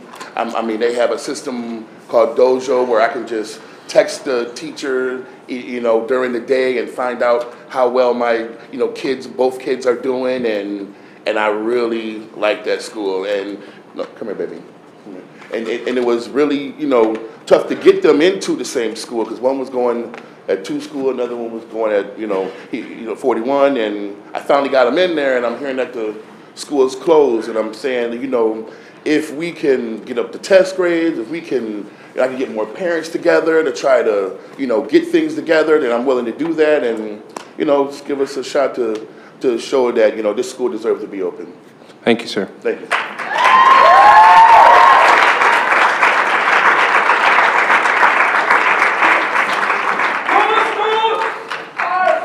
Okay, Alana Chiles.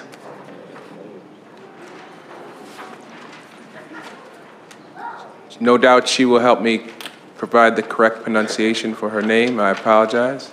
Is that you? Come on up.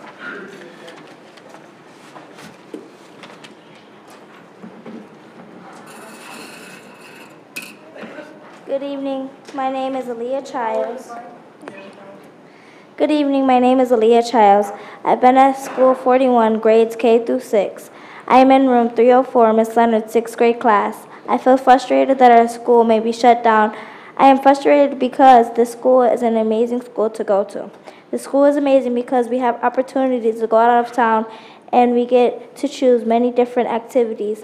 Some of the activities are volleyball, Godly Divas, girls group, soapbox, safety patrol, student council, future city, and many more. In the last couple of years, the school has gotten better. Now we are getting math and ELA intervention instead of just getting math or just getting ELA. This makes me feel like I am improving in my math and ELA. It helps me get prepared for 7th grade and beyond. Another thing I like is that we have a chance to purchase school shirts. We are able to purchase a shirt that has the paws on it. It makes me feel proud to be a cheetah at School 41. I think we should stay the cheetahs because kids like Cody, the cheetah, our school mascot. In conclusion, I want the school to not shut down. I think they should just keep how everything is on the inside. Keeping the Paul's expectations, giving leadership roles to students, and keeping many of the same teachers if they want to stay. They should just remodel how it looks on the outside because the building looks kind of old. I hope that School 41 exists in the future so students can have the same opportunities I have had. Thank you.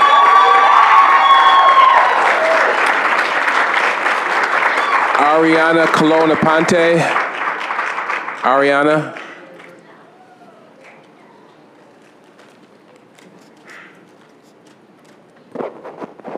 Good evening. My name is Ariana Colonna Ponte. I have been at School 41 from grades 3 through 6. I am president of Student Council. I am at School 41. I am a safety patrol member. I feel disappointed that our school may close down at the end of the year. I feel disappointed because teachers and kids work so hard and now it may be closed down. I think there have been many teachers and students here for a long time. There's a lot of positive things in our building that students enjoy. There's things like volleyball, Golly Divas, and Quad A takes us out of town. And also there's things like student councils, safety patrols, and a lot of after-school activities. I am also a part of Future Cities and many more. Students have many opportunities to take on leadership role at School 41. School 41 has improved over the last couple years. Student Council is now open to grades 3 through 6 so kids have a chance to be a leader. Our school-wide behavior system has changed from Kodak 5 to PAWS. Every Friday we announce gotcha winners to reward students for following the PAWS expectations. It makes them feel proud about themselves as their picture is displayed on a TV in the main hallway.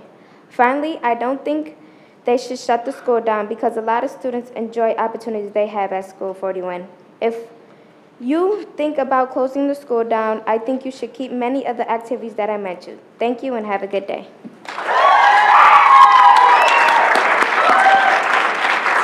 Mercedes Mike.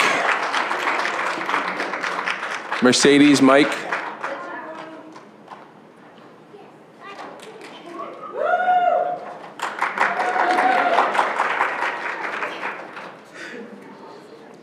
Hello. Oh, turn it up a little bit.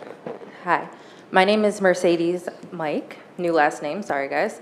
I am the education organizer for Metro Justice and the Alliance for Quality Education. We had a video prepared for tonight, but unfortunately we weren't able to show it.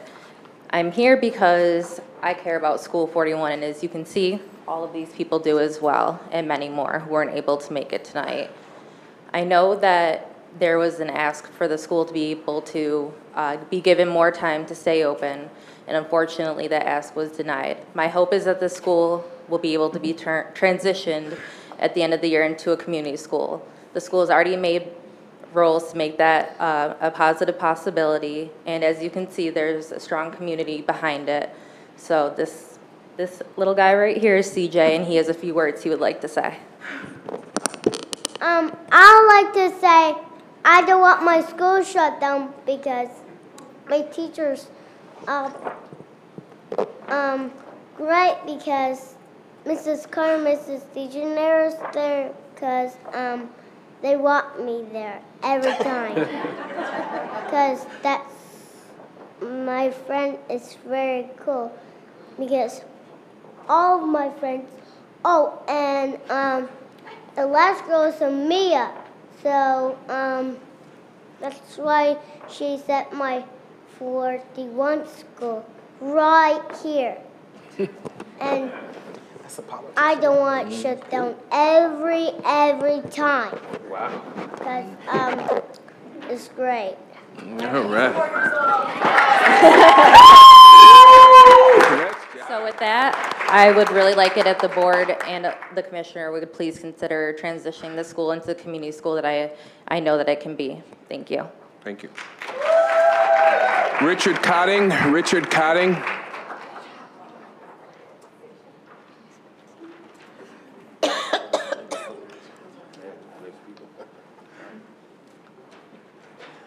Hello, board. Hello, superintendent. I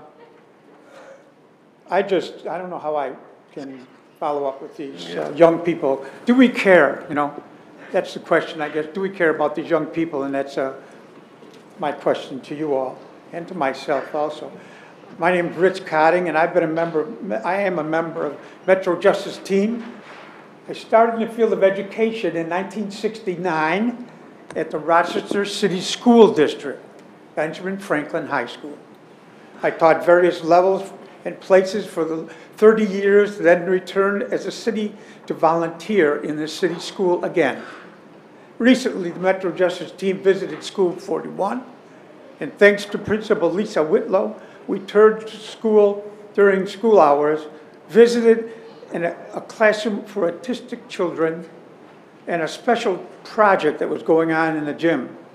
Fantastic project, I might add. Should ask about it. We were all impressed. Students were engaged, and the hallways were calm and welcoming. The principal and her teachers, many of which were newly hired, by the way, are new to teaching as well, created a positive learning environment. Under direction of Principal Whitlow, the teachers have worked on classroom management, school climate, core curriculum, restorative discipline. The data shows they were successful in many ways, and I think you might have the data. If not, I have some data to share with you. Yes, the core curriculum scores did not meet the state's mandates, but the students have a safe, secure, and positive place to learn. To me, that's critical. This board has the opportunity to present a wonderful gift to Lisa Whitlow, the teachers, and the families of School 41 this holiday season. Allow School 41 to continue as a community school with all the support services needed to help the students achieve the necessary academic growth.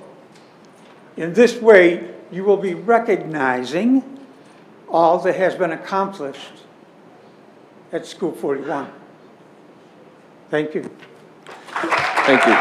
Christopher Smith. You just give it to the clerk. Christopher Smith.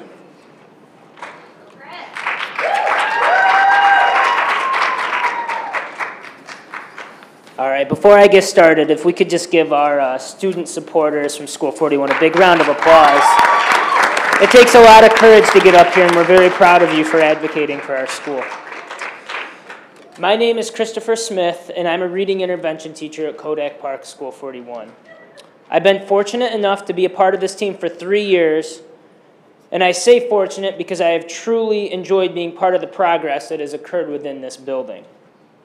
I come before you this evening with the intention of giving you some insight as to how some of the teachers and students feel at Kodak Park School 41, as well as to emphasize the teachers should have the opportunity to reapply for their job within the building. I felt compelled to speak tonight after last month's meeting in which the board stated that it wanted more input from stakeholders within the building. I've also brought with me a couple of the people, which we already heard from, and they did a terrific job. Tonight you will hear that we are building a formidable team committed to teaching and learning. This is demonstrated by the parents, staff, and most importantly, students that have come to advocate for School 41. So what would I, as well as other members of our school, like to advocate for, you're probably wondering? Well, first and foremost, how about a chance? A chance for our teachers to prove their worth without the various stresses of being in receivership. A fresh start, if you will. I, along with several of our teachers, are huge supporters of Principal Lisa Whitlow, as well as the entire administration team at School 41. Because of this team's dedication and commitment, our school has already made significant growth toward meeting our metrics. This is demonstrated with the number of school suspensions, which is down 5%, a 42% decrease. In conclusion, I just wanted to say that our building is resilient.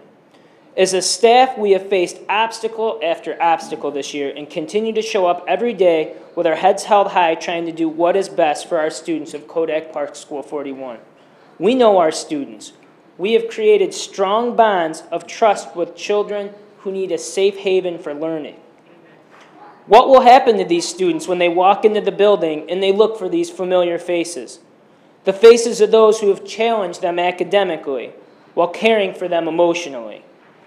I wouldn't be a bit surprised if we meet our receivership metrics simply because we refuse to give up on ourselves, but more importantly, our students.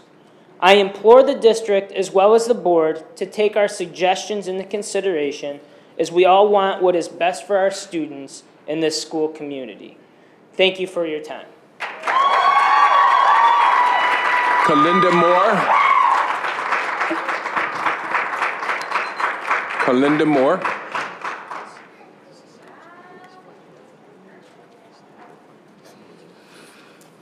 Good evening. Good evening. My name is Kalinda Moore, and I am a 6th grade teacher at School 41. Thank you for giving me the opportunity to speak to you this evening. Change is difficult. It is a process that is challenging for all of us.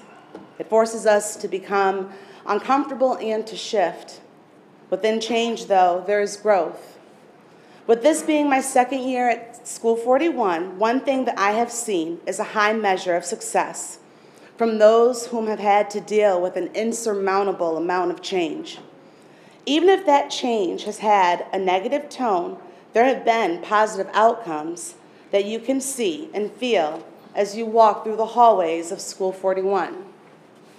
As a newer member to the School 41 family, I have learned many things about the importance of building relationships that are not only seen between families and educators, but between educators and their colleagues as well. I understand that we must prepare ourselves for a change, but not only us, for our families and students. For some of our students, it may be an early lesson of the obstacles that can come in life where we have no control, but to adapt to the lesson and the hand that life has dealt to us. I would like for you to know that the potential that is identified through the learning from our students and the commitment from our staff shows that we did something correct, even if data says something different. I hope that it is taken into consideration with future decisions that are made. Also, I hope that this new innovation that is about to take place will be a preventative so that no other school has to endure the changes that we are about to face. As quoted by Margaret Mead, never doubt that a small group of thoughtful, committed citizens can change the world. Indeed, it is the only thing that ever has. Thank you.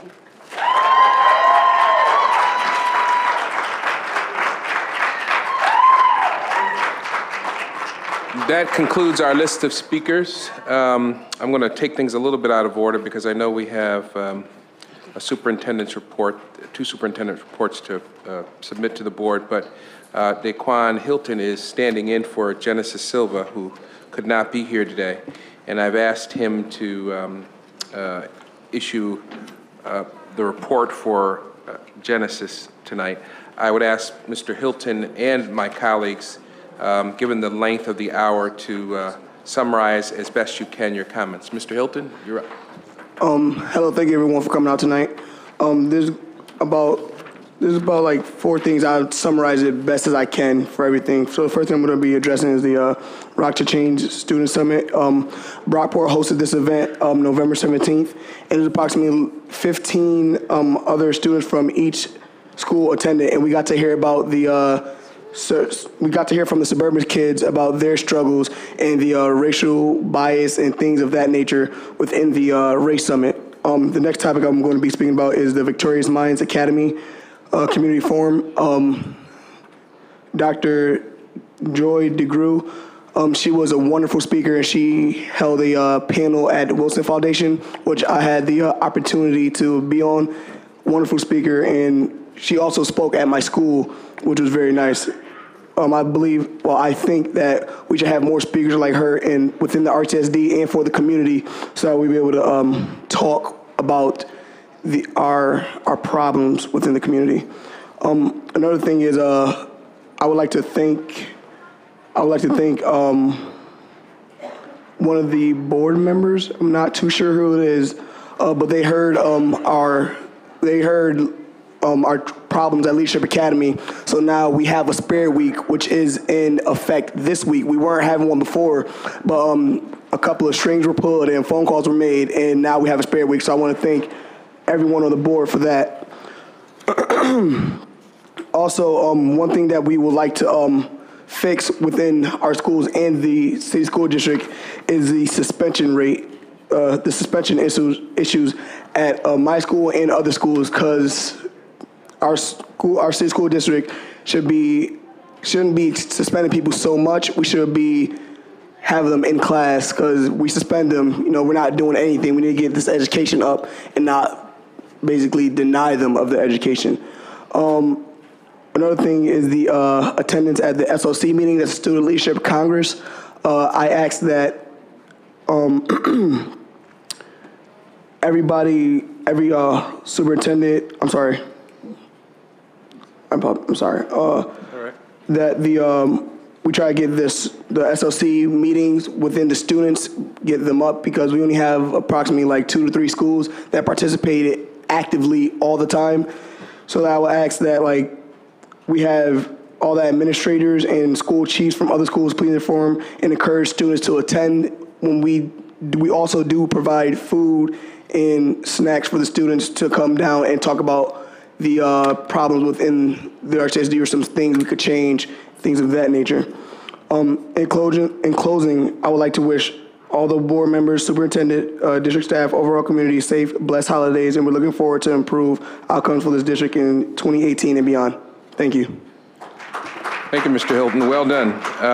Just for my colleagues' information, because Ms. Silva is a designated representative, we will not be taking an advisory vote from our student rep this evening. And I also wanted to make sure Mr. Hilton got a chance to leave in case he had additional had homework or something that he had to attend to. So, Mr. Hilton, we appreciate your report. Excellent job. But if you feel a need to go home to attend to other business, feel free to do that. Okay. All right. I should note for the record that there is no PAC report this evening, and no one from PAC is here. And also there is no bilingual council report, and we don't have a representative here tonight. I'm sure they're probably busy attending to other important matters.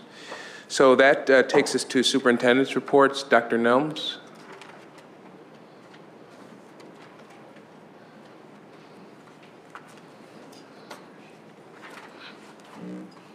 Got me in trouble.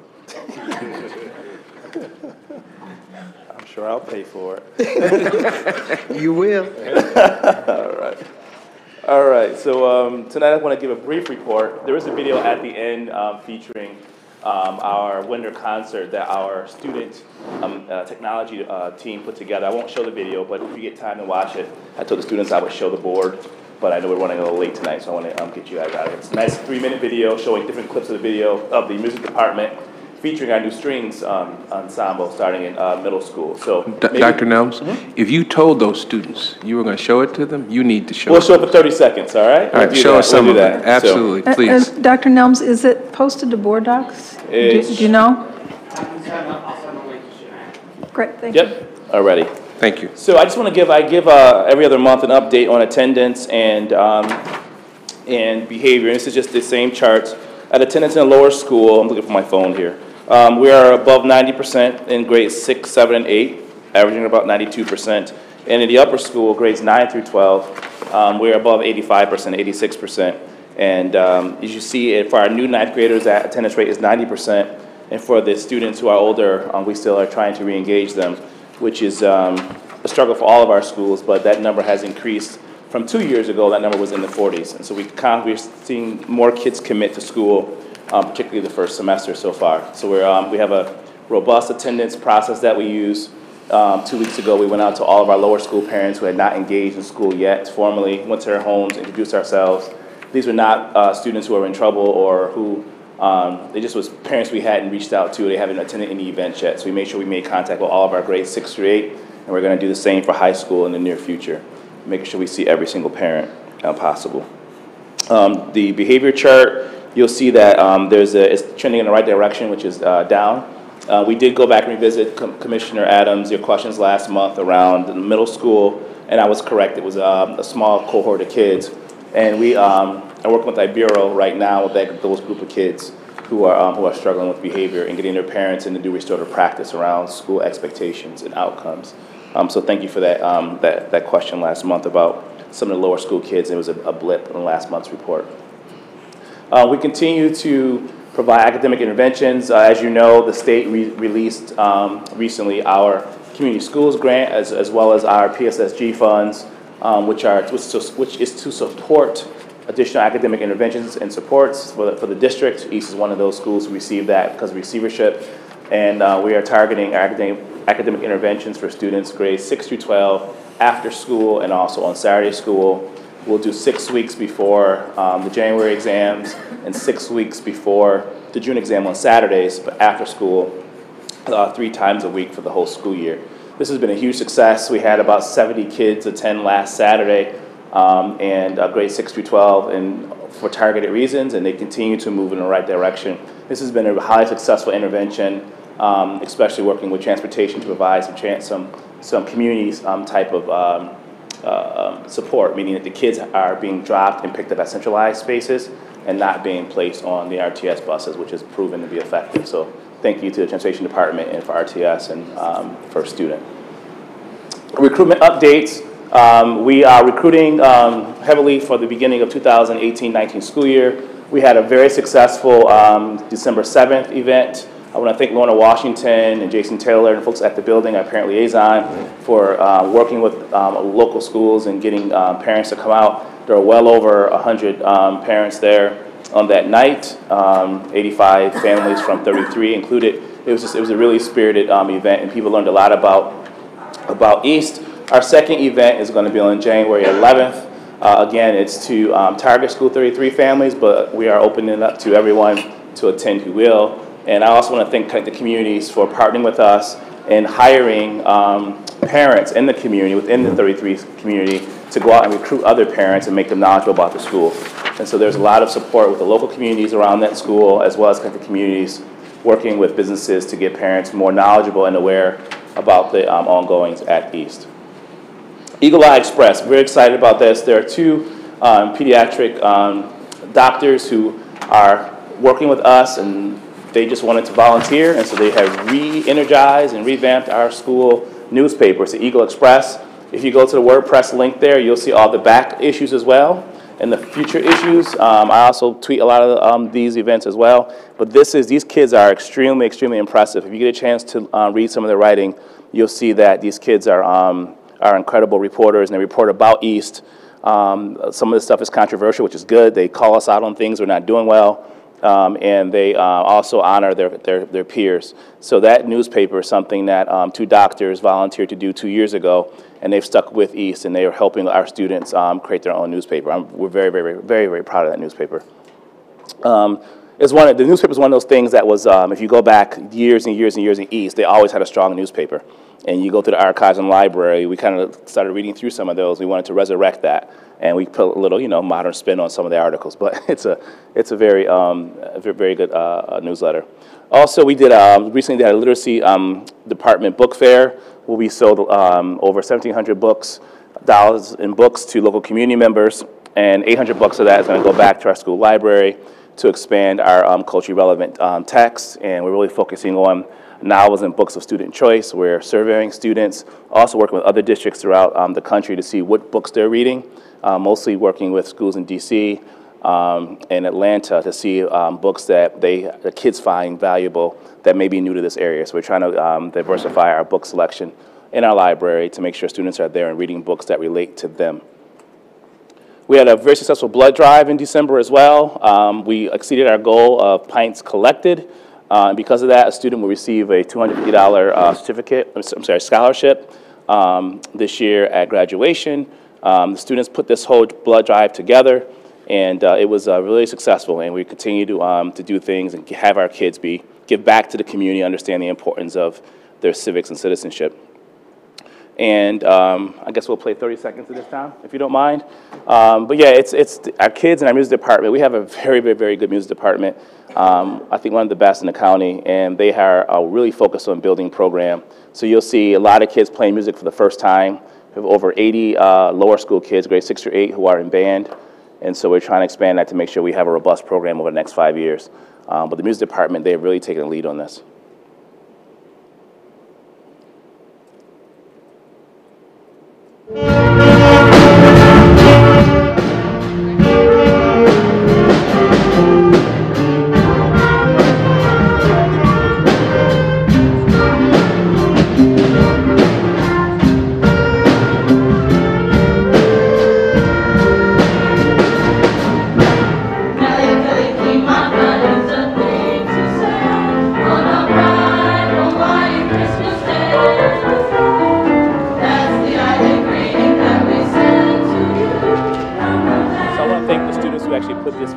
And Todd from the video department here, communications department, for assisting them in creating a club. We also live streamed the concert for parents in the community who couldn't make it.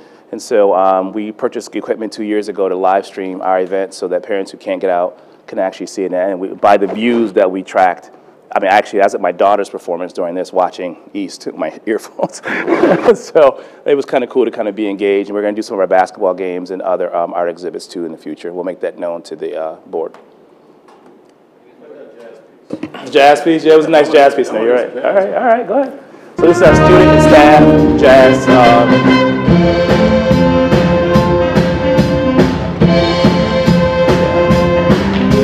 we have Mr. Appleby in the red, and he's our English teacher who plays professionally in the community.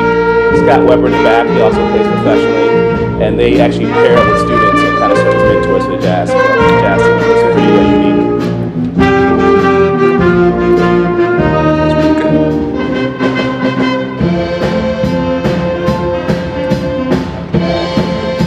Jose gets what he wants tonight. That's right, that's right. So I just want to thank the board. And again, Jose and Malik, it's been a pleasure. I've got a chance to know you all for about 10 years now, going back to when I was a school chief here, about 10 years now. And that's been incredible, and I really support you when I see you all in the community doing the work outside the board. And I look forward to working with you both in the future. Right. And any questions for Dr. Nelms? Thank you, Sean. All right, thank you. Thank you. Happy holidays. Barbara? Okay, thank you. So I want to, I'm going to have a brief presentation because, as you know, tonight we have members of our Path Forward team that are going to use some of my time to give an update and an overview. Again, I want to thank everyone for the exciting presentation this evening. I think it's great to be able to recognize employees. So once again, congratulations to those that have served this district for 40 years. I also want to congratulate our commissioners, Malik and Jose. I know that you enjoyed those videos and the recognition, but I did want to offer you my personal thanks as well for the many years of service, but also for really supporting me in my first year and a half as your superintendent. I also want to say welcome to Natalie Shepard, our newest commissioner. I know she's here. And we will welcome her formally at the next meeting. But again, appreciate your incredible interest in the work and helping us to build that bridge and pathway as we make these transitions in leadership. I want to talk next about something very exciting. You may have seen on the second floor, our digital transformation classroom. We had a chance this week to welcome students and one of our teachers into this new makerspace. We are very excited to have a classroom for students in the district office, and once it's complete and the furniture is in, we'll actually be able to have classes from throughout the district where we can have students engage with new curriculum and programs and technology, and they can give us feedback. So gathering student voice is very critical. They had the first Rochester app competition. It was exciting to see kids from throughout the district working with digital learning. And we want to thank Anne-Marie Lehner and Peter Hilling for their vision and for this innovative program and design. Look forward to much more of this. Also want to take a moment to recognize the World of Inquiry March. The class of 2018, as you know, made their way to City Hall. This college march is a national ritual among expeditionary learning schools, and frankly is something that I think that all schools should consider doing this kind of tradition. It was not only great to see the students march, it was great to see this community and their families gather in recognizing their achievement and their effort. It was an incredibly inspiring event for those of you who are not able to join. I want to publicly thank our mayor, Lovely Warren, for supporting our students, and our deputy mayor, Cedric Alexander, and also to President White and Commissioner Hallmark for participation in the event. Most of all, I wanted to thank the students. It's an exciting moment to see students halfway through their senior year think about their future, but also take the time to reflect on the past and the present, and to see that kind of camaraderie among students and teachers is nothing short of greatly appreciated. It really gives me faith in what students can do when they're given the kind of nurture and support that lets them show us their best. So I want to thank Principal Sheila Webster as well for her leadership and the entire staff at the World of Inquiry School. This past week we were proud to host a Rock the Future conveners meeting. We had a chance to talk about Rock the Future goals as in alignment to the goals of the district. So we want to thank President White and Deputy Superintendent Bo Wright and Chief of Accountability Ray Giamartino for helping us to organize the event and share the exciting updates about Path Forward, as well as the next steps in working with some of our new data dashboard systems in concert and coordination with Rock the Future. So I want to thank Jackie Campbell and Ajama Katwana.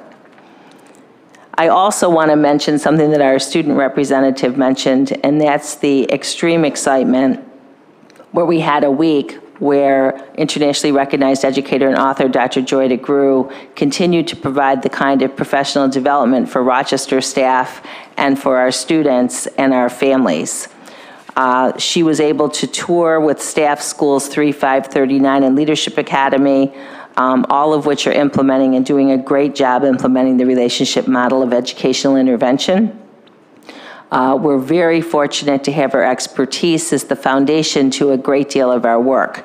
And as you know, that work's been going on for several years, and we're starting to see the momentum that's being built across this district.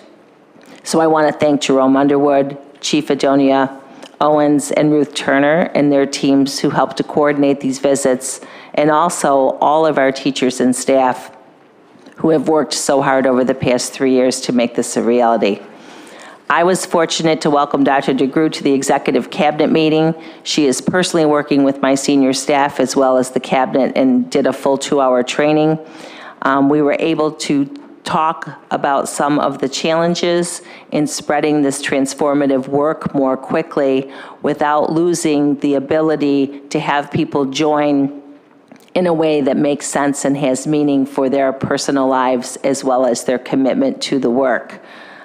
She has, as you know, implementing her national model here in Rochester in partnership And it was a wonderful thing, a really special moment to see the Wilson Foundation Academy auditorium completely full as the Victorious Minds Academy was sort of unveiled in terms of the kind of substantive work that they're doing and plan to continue to do throughout this system. She was able to share her research on multi-generational trauma and how it can be addressed not only in our schools, but indeed across our community. So this packed house event was really was very well attended and extremely significant. So I want to thank Commissioner Adams for being part of this important work as well. Now I know that the hour is late, but I have some very excited staff members who want to share the latest on the Path Forward framework. I want to thank again Mayor Warren for her leadership as we worked on the Path Forward. She lent a very talented staff to work side by side with us, particularly in working with different neighborhoods and understanding some of the specific neighborhood nuances. So we want to thank Henry Fitz, Letitia Duchat, and Catherine May from the city for their efforts in partnering with the district's Path Forward team. Deputy Bo Wright was scheduled to deliver a report tonight. Unfortunately, he's not able to be here as a result of a death in his family, but our hearts are certainly with him. And instead, we're able to have Deputy Superintendent Dr. Linus Gilreath present an overview of some of the key findings, as well as some exciting news from our Chiefs Toya Wilson and Beth Mesiti-Miller. And also Rachel Martino is going to share an update on the data dashboard as it's this year's work, but deeply connected to building the kind of foundational support that we need in order to realize the path forward. So, Dr. Gilreath. Thank you, Madam Superintendent, and good evening, Commissioners, to all assembled. Thank you again. As you know, the Path Forward is a dynamic and strategic framework to ensure coherence between educational programs in the schools, grade level configurations, grade level enrollments, 21st century facilities, and long-range planning. For those that are new to this process, it can be somewhat difficult to grasp the magnitude of what we are attempting to accomplish. But we are excited to share with you a short video that highlights our Path Forward work and the dedication of all those involved. Commissioners, we're asking, if you will, to join us in the front rows to watch a 5-minute video, and then we'll allow you to return back to the podium.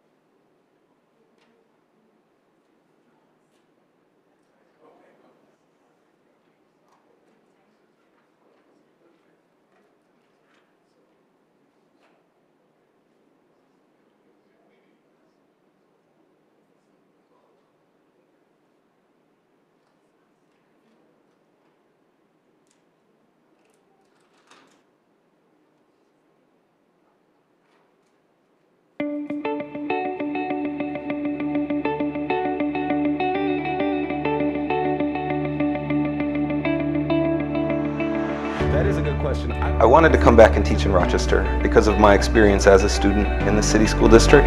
You have lots of different people, lots of different ideas, and when you can find ways for everyone's voices to be included in the conversation and included in, the education system, you can get pretty amazing things happening. The Path Forward is an opportunity for the city school district to listen to the community and hear what people think should be going on in the schools, what's going to lead to success for our community as a whole. There's me. I went to Charlotte High. I'm a proud Lakesider. They don't call them that anymore. I had so many amazing teachers that inspired me, that helped me on my journey, helped me to grow as a young person. And I believe so strongly in giving back. And I chose to come back here. The flight to the suburbs has had a devastating impact on our kids, on our families. And the path forward is addressing that sense of how do we reconnect the school, the community, the businesses, so that we bring back that sense of connectedness and family. And when I think back to my early days in school, in the Rochester City School District, we were a family. The teachers were involved with families. I remember going to float parties, which they don't have anymore, but there would be teachers there, parents there, administrators, kids, family members, aunts, uncles, cousins, because it was a huge community-wide event, homecoming was, and everyone wanted to be a part. And the textual evidence. How can we make the schools a better place for the students, for the teachers and parents, and for all the community to be more involved, and a way to make it grow. The students are the ones who go to school. They're the ones who do everything in the school. They're the ones who keep the district running. So I feel like it is important to get their input and get their point of view so that you can be more open-minded about the situation, about the growth of the district. We have a leadership role to play in both our schools, our classrooms, and in our community. That there is a lot that we do have control over, and that's where the conversation needs to be. Right now there's such an emphasis on testing and being prepared for the test, meeting the metrics for the New York State assessments. I think that we have pushed those so far that the other pieces have been pushed aside. One size does not fit all. And there's a need for vocations right now. There is a need for that electrician. There's a need for that repairman. There's a need for students who like to work with their hands. And there should be a place where these kids can actually learn. The path is not the same for every student. There are so many paths that you can take in order to be successful in life. I feel like other schools should be like our school. It's a place where, students are always involved and students can always have an opportunity to speak their mind and have a voice.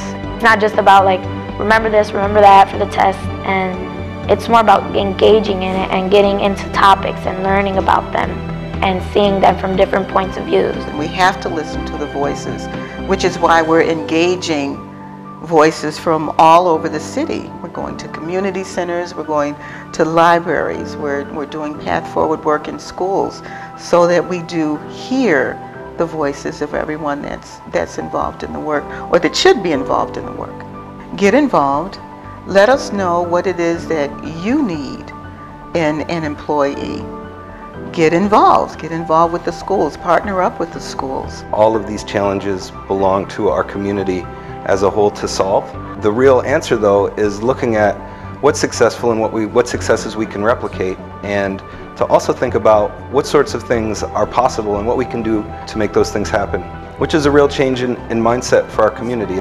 We're looking forward to 5-10 years down the road of creating the kind of schools that the community actually wants to see. I wouldn't still be doing this if I didn't believe in our ability to transform our community. It's going to take everybody. They need to be talking about what will work, because if we all start talking about what will work, that's what's really going to lead to change. I don't know the phrase, it takes a village to raise a kid. That's the phrase that comes to my mind.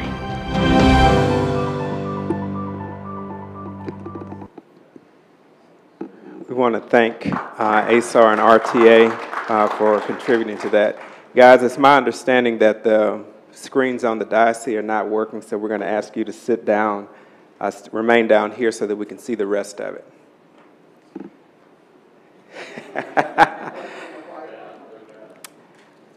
My colleagues, Chief Wilson, Chief Massetti Miller, and Chief Giamartino will be joining me in this presentation.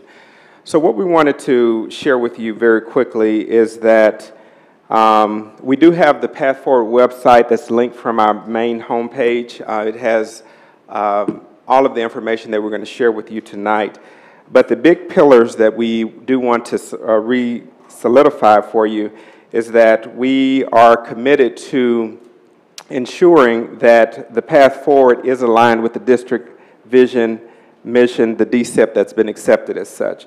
So in terms of supporting our schools, we want to make sure that we are focused on promoting the well-being of the whole child, the whole school, and the whole community. Within that pillar are 4 strategies that focus on strong community schools, literacy for a lifetime, positive school climate, culture, and relationships, safe, supportive, trauma-responsive schools and classrooms, as well as invitational and family-friendly schools. Additionally, we're making sure that we set up robust learning environments and ensuring that there is powerful learning for every student. With that, we want to make sure that our professional development opportunities are robust and powerful. We want to make sure that our curriculum is culturally and linguistically responsive.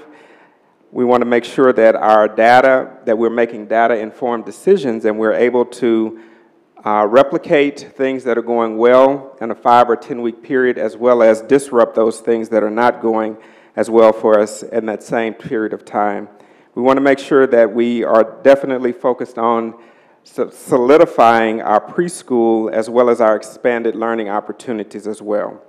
In addition, our last 2 pillars are building capacity to ensure comprehensive school improvement, as well as cultivating an understanding of collaboration partnerships. So we want to make sure that what we're saying is that our path forward, we're grounded in these 4 pillars as we move forward. What our students have said time and time again through the over 60 engagements that were done, our students, parents, teachers, school leaders, and community have said that in order for us to improve our schools, we must focus on increased student achievement. And we know that those aspects are reading, writing, and mathematics. We want to make sure that our students have opportunities to experience the community as a classroom, meaning that we do not want them just to come to school and remain confined in the 4 walls, but how do we take that learning that they get and then apply it in a real-time setting within our community. We want to make sure that our students have advanced placement and IB opportunities. So we often talk about closing the achievement gap, but we want to make sure that we're talking about addressing the opportunity gap so that our students have access to advanced placement and IB programming. We want to make sure that we emphasize, and we got feedback on this earlier today, the importance of earning high school credit while you're in middle school. That resonated very well with our families as well as staff members that have experienced that before. So our students, we're going to build our program such that they can earn at a minimum of 3 high school credits in 8th grade. Right now we're shifting a number of our algebra courses to 8th grade, and our students are doing fairly well with that.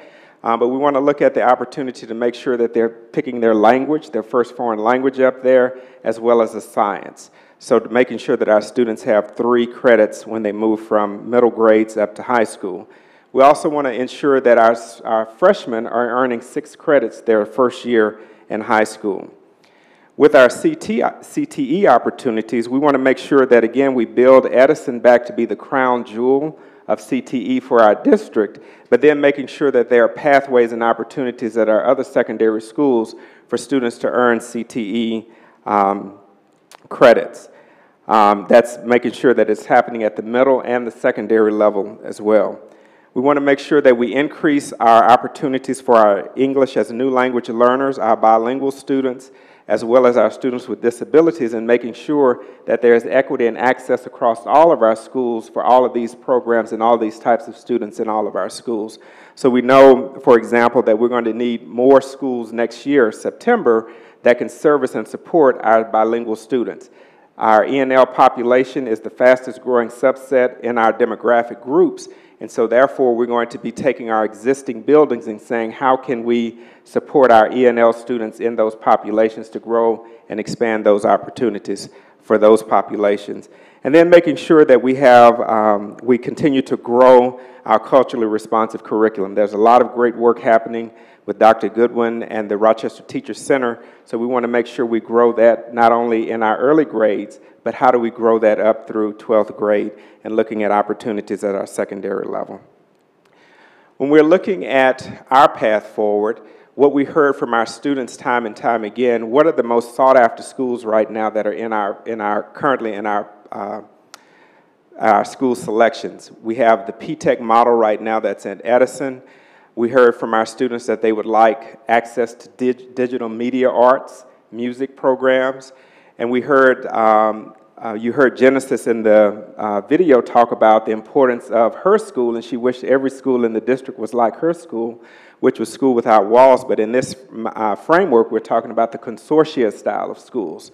And then certainly looking at World of Inquiry, the philosophy upon which those buildings are built is the idea of diversity and inclusive, being extremely inclusive in their origins in that philosophy. So we want to make sure that all of our new schools are committed to that pathway, those types of pathways. So with that being said, I'm going to bring up Chief Wilson, who's going to talk about a potential opportunity that we have. Thank you. Good evening, everyone. We have some excitement going on here, so we're going to have to boost up the energy.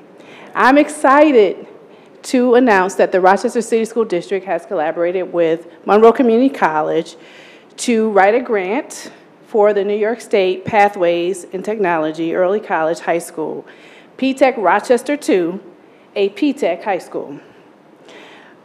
I would like to thank Dr. Ann Kress, the president of MCC, who was instrumental in helping us secure the partnerships that will work with us if we are awarded this grant. And we have some heavy hitters, which include ES&L Federal Credit Union and M&T Bank for the finance programs, University of Rochester and Rochester Regional Health for the healthcare programs, and Greece Central School District. By January 1st, we are expecting to learn if we will receive this 7-year grant that will provide $3 million in funding. If we are successful in earning this grant, we will enter a planning phase in January to wrap up in June to open in September. P-TECH Rochester 2 will provide a 6-year program that will allow students to earn their high school diploma and an associate's in applied science degree from MCC. The Path Forward design team will use the community schools model as we continue to look for the space that we will use to open this new school. So I'm excited, and we're looking for the good news to come just before January 1st.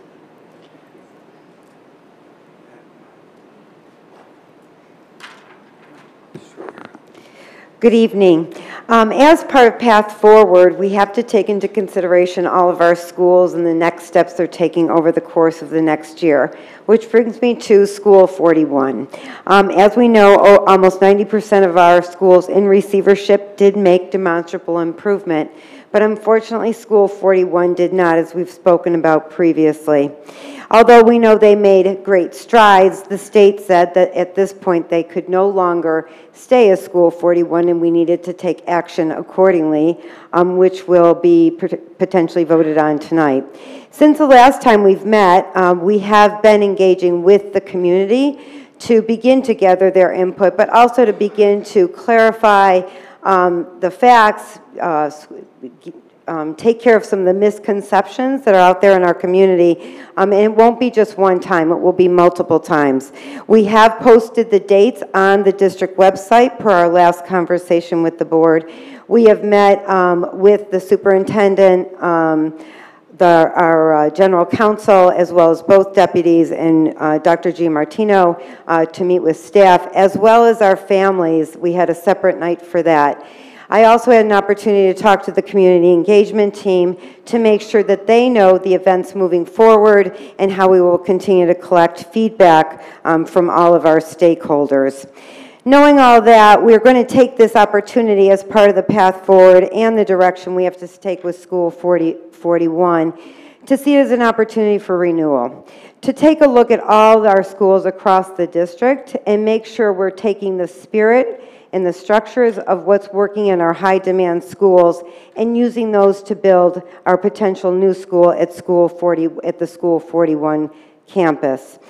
In addition to that, we want to make sure that we also have the best research available when we look at redesigning our schools, not only at 41, but as part of the whole path forward, but that we do replicate best practices across the district and bring them to our schools and to our families. At the same time, and it did come up earlier this evening, our schools will be community schools. As we move forward, the expectation from the state, as best we know it today, is going to be that the new schools will be a community schools model. As we know, we have received recent dollars, but the community schools model is a part of the path forward in the spirit of making sure that our schools are serving all the needs of our students. The receivership schools will give us the opportunity to incubate ideas on what is the best framework for the district to move forward as we expand these opportunities in the next 3, 5, and 10 years. In addition, as part of the improvement in our schools and expansion across our schools is the understanding of expanded learning and the expanded day. That is part of the framework of the community schools, but also part of looking at all our schools over the course of our future planning to make sure the expanded learning is available for all of our students, whether there be expanded learning opportunities, an expanded day with recreation centers, all of our city partnerships, bringing all those services to our campuses. I do want to point out again with community schools and expanded learning that when we wrap these services around our schools in a very cohesive manner, it is supposed to directly impact and improve student outcomes.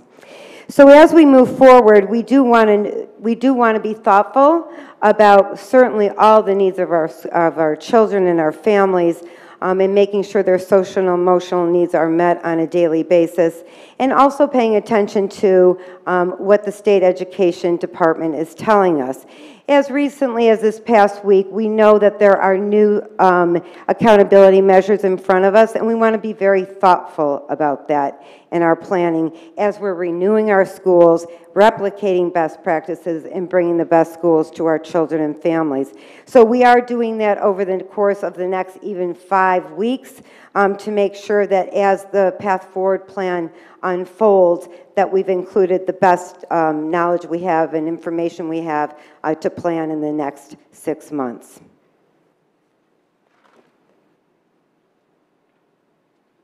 Good evening, everyone. As you know, I tend to like to be over-prepared, and I will share that I'm excited to have the privilege to work with you and walk you through some of the key features of our developing dashboards and key indicators. As you know, the Board of Education, the district, the superintendent established very rigorous and aggressive achievement targets during the school year for this academic year, focusing very specifically on 10% increases in ELA and math and our graduation rate, as well as a focused reduction in suspensions resulting in increased instructional time, while targeting an increase in student attendance by a minimum of 5%. As you know also, past practice has been that data reporting has focused on year-end reporting. We have moved away from the year-end reports instead of waiting until the end of the year to see how we did, almost driving in the rearview mirror, if you will. We are really focusing on developing our series of dashboards and quarterly reports. In doing so, Tom is going to appreciatively drill down to our first tab, and I'm going to ask Tom to look at the district scorecard, which is 3/4 of the way down the page. You will see that the scorecard is a scorecard that focuses very specifically on an external-facing scorecard, the first of its kind in the history of the district, identifying the very specific and established targets that we have outlined in our DSIP. We realize that while it's a work in progress, we feel very positive about what has been done in terms of our work with collectively and across the district, squarely focused on supporting school improvement, We know very specifically that our Q1 reports that are publicly facing, and the board has had an opportunity to take a look at. We're going to take a look at one of our other reports very briefly, and we will look specifically at our student data report at the very bottom. These have provided us some targeted foci, if you will, on ensuring that we continue to move forward with our path forward. Appreciatively, this focus work has been broadened with the work that Superintendent Dean Williams has engaged in a countywide systems integration team led by Assembly Majority Leader Morelli, partnering with the City of Rochester, the County of Monroe, and represented by Regent Norwood. And we're excited to collaborate in ensuring that our data systems hold us accountable specifically to our students, families, and community. Know that this is a publicly facing dashboard, that our other dashboards with drill down internal capacity are helping our teams and our school chiefs, as well as others, focus specifically on targeting student achievement and growth and development. Every student by face and name. Thank you. Thank you all. That concludes our Path Forward presentation. Are there any questions that you'd like to ask at this time, or we can take them later?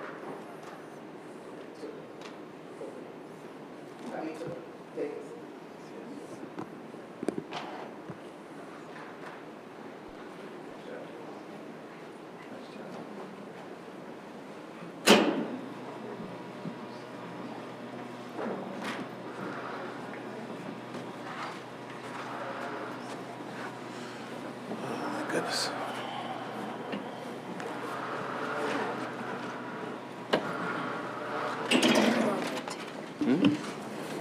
I wasn't counting, but it was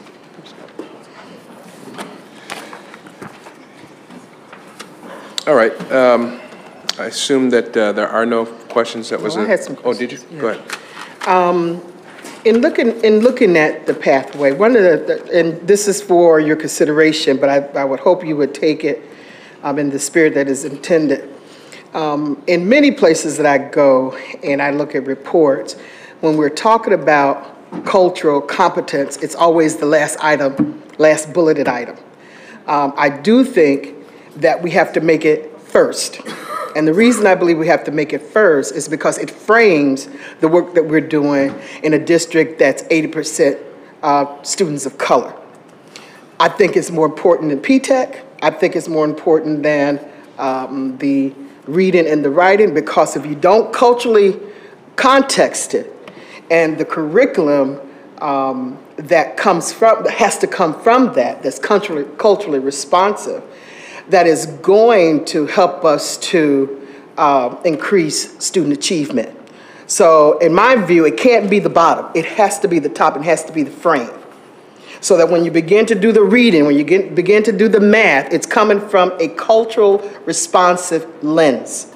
So that the curriculum that's used, it's culturally responsive.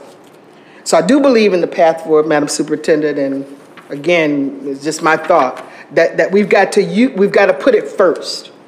And I think that's what students are asking too. You know, they want the cultural curriculum, but we tend to view it as something that is not as important as the other issues that are there, reading, writing, and I do believe that has to frame it. Because if it's not, it is not going to get the results in a school that is predominantly persons of color. It's not going to get the results, because what's going to happen is that the adults are going to focus in on the reading, the writing, those skills, and that's important. But if you don't do it in the lens and the frame of cultural responsiveness, you're not going to get the results. But for this population, for our students, I would ask for you to consider that. And one of the other things, Madam Superintendent, that I would like for us to also consider, I'm no longer interested in our students being employed, but that they become entrepreneurs. So some way, somewhere, in the path forward, Madam Superintendent, if we can consider that we focus, there's so much opportunity that's going to be available over the next decade and 2 or 3 decades. It really becomes an X factor, but what I would hope that we will begin to do is place in the consciousness of our students that they can have their own companies. We're talking about racism and all those kinds of things. It's going to be difficult for our kids to land these kinds of jobs, but if we think about that our young people can have their own businesses and prepare them for their own businesses, they will be employed for life. So those are just some of my considerations for the path forward. Thank you. Commissioner Hallmark? Sure, I'm very pleased to hear the work so far and looking forward to diving down into the data and the reports and having continued conversations. One thing I'm waiting to hear more about is arts. We talk about building community, climate of a school, and the arts are not just entertainment or decoration. Arts really brings families together. It brings parents into the schools. They are useful tools, more than useful. Sometimes they're lifesavers for kids for learning how to express themselves. And then, of course, if you can do high-quality arts integration, which I know a lot about, you can really use the arts to express your understanding of content. And I'm talking about arts, visual arts, theater, music, and dance. Thanks. Any other questions or comments? Commissioner Powell? The path forward, as it was laid out on the website, when Dr. Giarmatino presented, the first thing that hit me was the demographic information and how the number of students we're expected to serve is actually going up, which is not something that has been reported to us in many years. Add to that the very careful work that the preschool program presented to the Finance Committee last week. In order to select our community agency partners for pre-K, we have to do some very careful demographic study at how many students are out there. I say all of that as a precursor to this, that when we were doing school choice 20 years ago, the demographic information was foundational to what direction we would go. And at the time, kindergarten was the big challenge because we had half-day kindergarten in some schools and no kindergarten at all in other schools, and full day in others. And those schools that had full-day kindergarten had an advantage in terms of becoming the schools of choice. We essentially solved that problem simultaneously with the launch of school choice by making all of our kindergartners full day. The new entry point, though, is pre-K. And so if we continue to have elementary schools that have no pre-K seats at all, and other schools that have as many pre-K seats as we expect to provide kindergarten for the following year, we're going to have that same dilemma. Now, I don't imagine for 1 minute that we're going to be able to completely eliminate agency pre-K, nor would we want to. But it occurs to me that to build equity into our elementary schools, we need to think about putting some pre-K in every school, leaving openings, openings in kindergarten for kids who are coming in from agency pre-Ks, so that every school at enrollment time has an equal chance at getting the new student to their building. That's a way where each school can have potentially half of their population already assimilated, their families already known, and then only have half the work to do when the new kindergartners arrive from our agency pre-K. I'm planting that seed now, hoping it will yield fruit.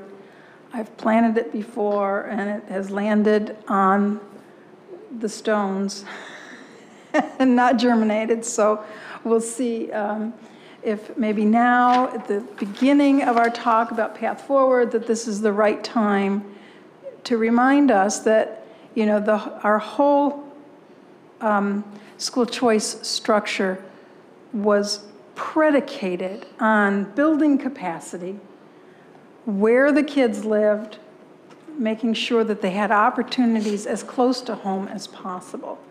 And that includes pre-K, and that includes having a home in our schools to the extent that's possible. And I couldn't have said anything I just said if it weren't for the able work of Robin Hooper and Andy McGowan, who continue to deliver us deep dives into the demographic data. Thank you. Just one other thing, Mr. President. I just wanted to acknowledge Ray and the superintendent. That dashboard is really exciting. And I would hope that we would promote that more. Also with the service number, I don't know if the community really knows that service number. I just was throwing that in, but I think that it's really great. It seems to be quite simple to navigate, which is really exciting, and it has all of that information on there, which is just, again, it's just very exciting.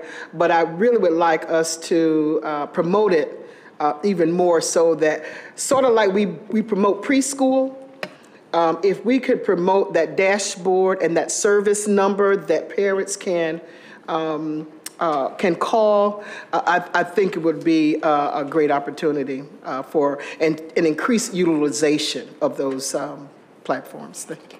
So, thank you. I would just note, as us lawyers say, for the record, now it's 8:52, and I noticed the person is engaging in some sabotage here. So I won't obviously make the 8:30 time slot, and I'm going to hear for this. I think it was about 8:27 that I actually. Just a few extra minutes. So I'm going to have to hear from this probably for the next 4 years, but that's all right. We're getting important issues out of the way. So any other questions or comments? Nope. All right. Let's turn to board reports. Commissioner Powell? Okay, I just turned my whole pile upside down. I'm sorry. Do you want me to go? Can I? Yeah, I'll go. What's that? I'll go. Oh, she knows. Instead, while Yes, you Commissioner, look at all the right, Commissioner Hallmark. Sure. So the governance committee's aim, of course, is to look at how the board works together as a group and how we work together with the superintendent and the cabinet. And so we met on December 9th in a work session to once again take up discussion about how the structure of our committees are aligning with and supporting the work of the cabinet. And we had a great discussion. Superintendent Dean Williams led a discussion on the draft reports, and we talked a little bit about the path forward, got a preview of the quarterly reports, and fast forwarding through that, we talked about how we were going to, and decided to, shift our committee's structures so that we're going to be doing once a month meetings of the whole, so we have an opportunity to share more fully with the whole group, and I'm excited about that. I believe our next meeting, governance, is going to be February 1st at 5:30 p.m. Thanks. Thank you, Commissioner Hallmark. Commissioner Powell? Thank you, yeah. The policy committee met on December 7th, and our first topic was the code of conduct. I'm going to go through, the report is on board docs, but for the listening audience, I want you to hear the thought process. The code of conduct that we're working with now is based on recommendations from the New York State School Boards Association, and suggestions that came to us by way of the advisory committee started by asking us to expressly prohibit strip searches and direct staff contact, and to direct school staff to contact law enforcement in the event of an imminent threat to safety. Well, that requires that we very carefully define what imminent threat to safety is, and provide guidance to the school staff regarding situations in which law enforcement should be contacted. Then it was suggested that we ensure protection of students by requiring that parents be contacted prior to any search or questioning by law enforcement, and then delineate the limits of student searches to determine when these may be considered strip searches. At what point does taking off a jacket isn't a strip search, but you take off the jacket and the shirt and the shoes and the socks. At some point, you are now conducting a strip search. So these are matters that we have to continue to grapple with in our code of conduct. In addition, the members of the School Climate Advisory Committee reviewed the student harassment and bullying prevention policy and the Dignity for All Students Act, to make sure that it fulfills the requirements of the Dignity for All Students Act. Their suggestions include provisions regarding cyberbullying,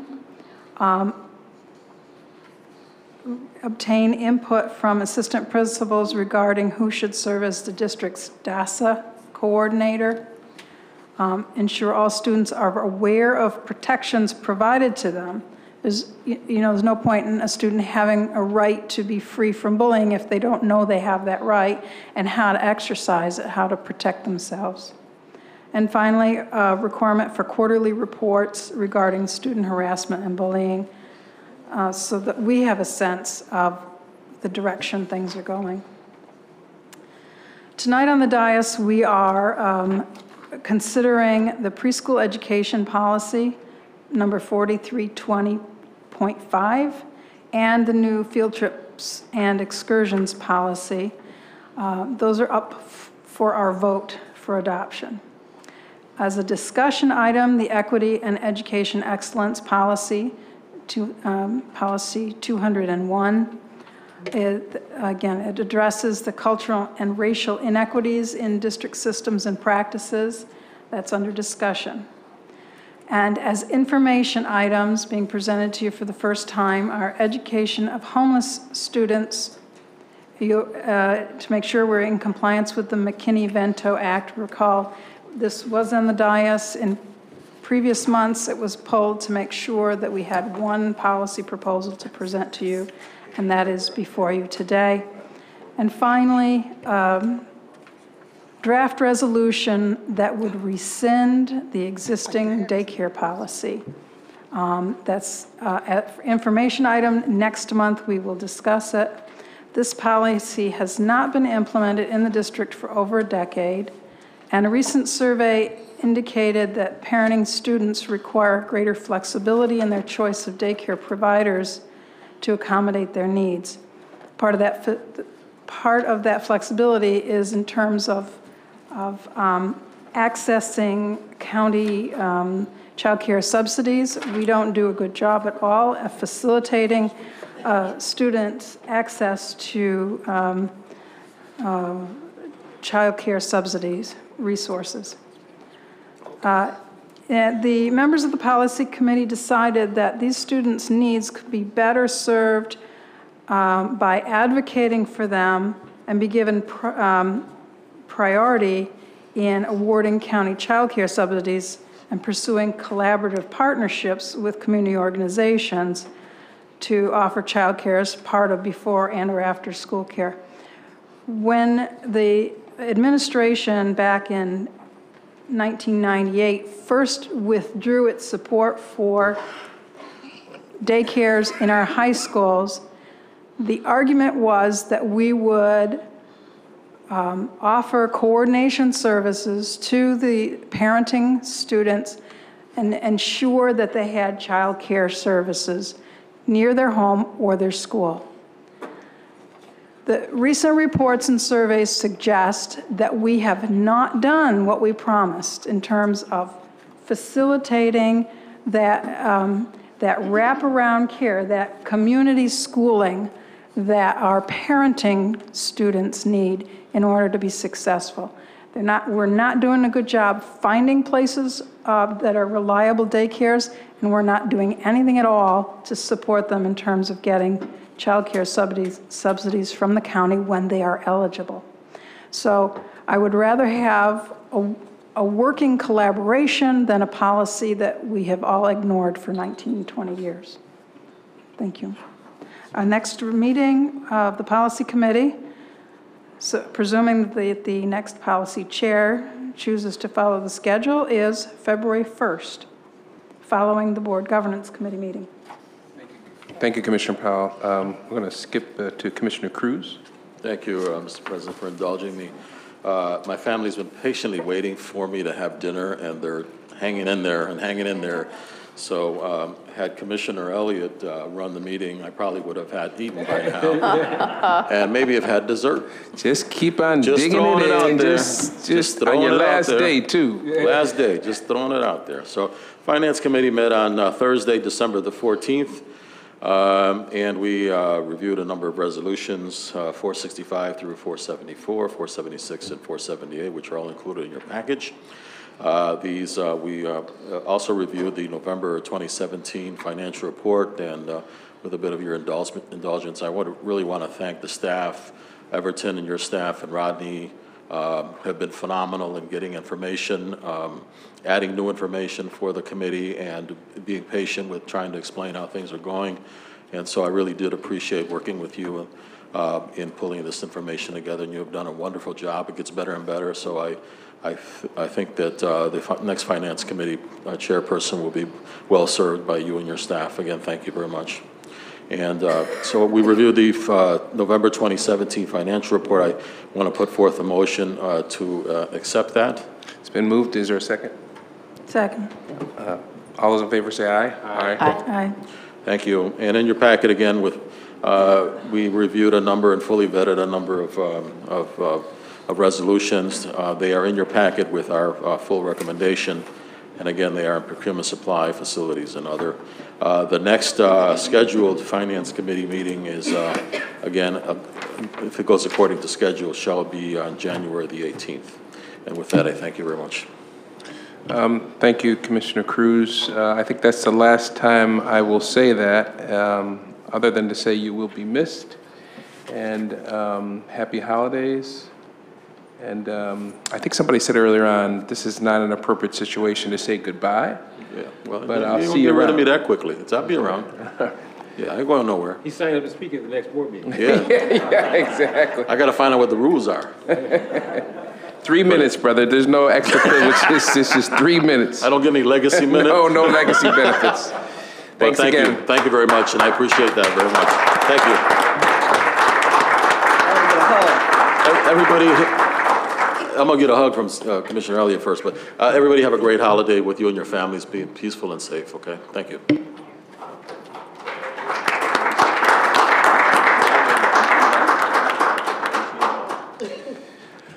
All right. Well, we got to get back to business. And nobody would appreciate that more than Commissioner Cruz, cruise control. So, Vice President Elliott?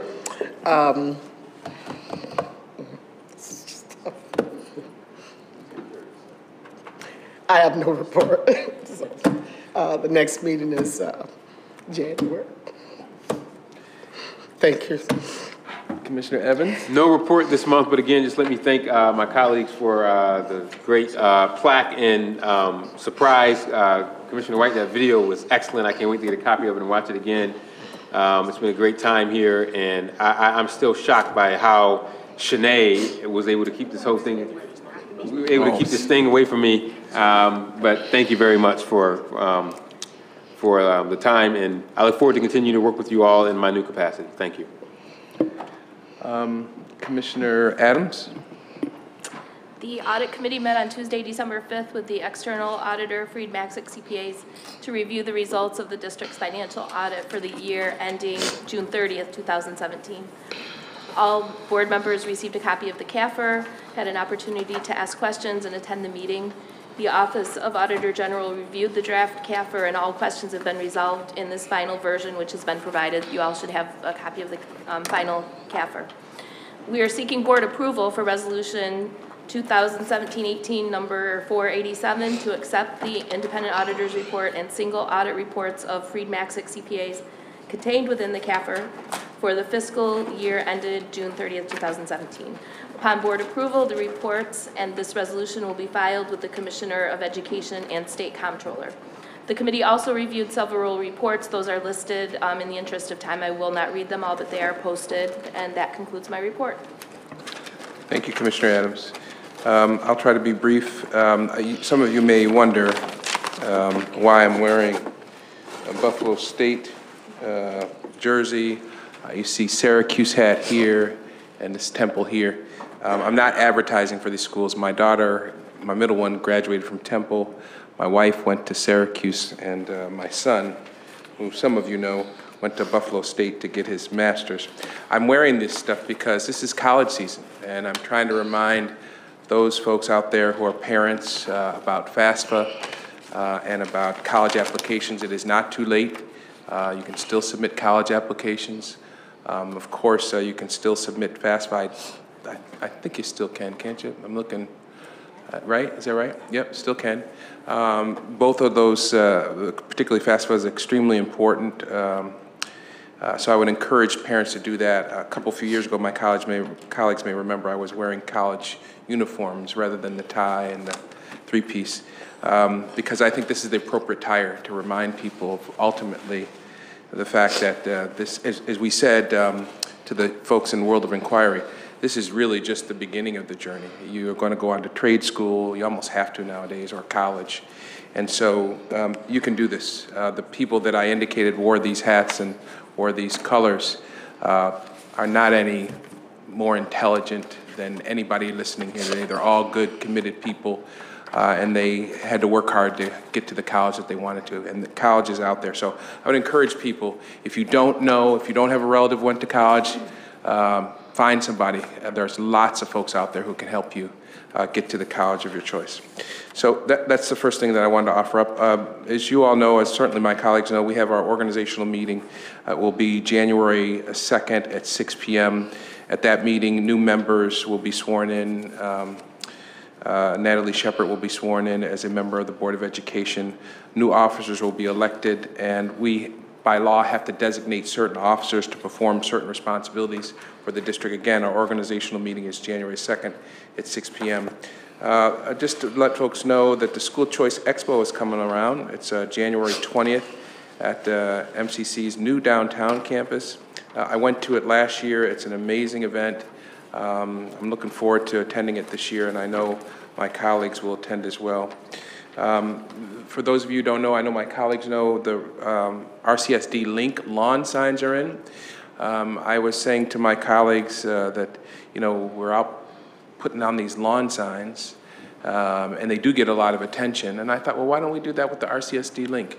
I want to thank Anne Marie Lerner for her work and her crew's work, but and they've gotten some pretty good numbers in terms of people signing up for this, but I want to keep that pace, that momentum up. So we ordered about 200 signs. I've asked my colleagues to take signs. I've already put one on my lawn.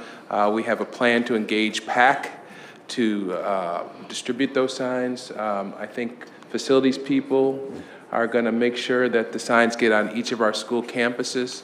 This is an amazing app, and credit goes to the Board of Education for pushing that forward.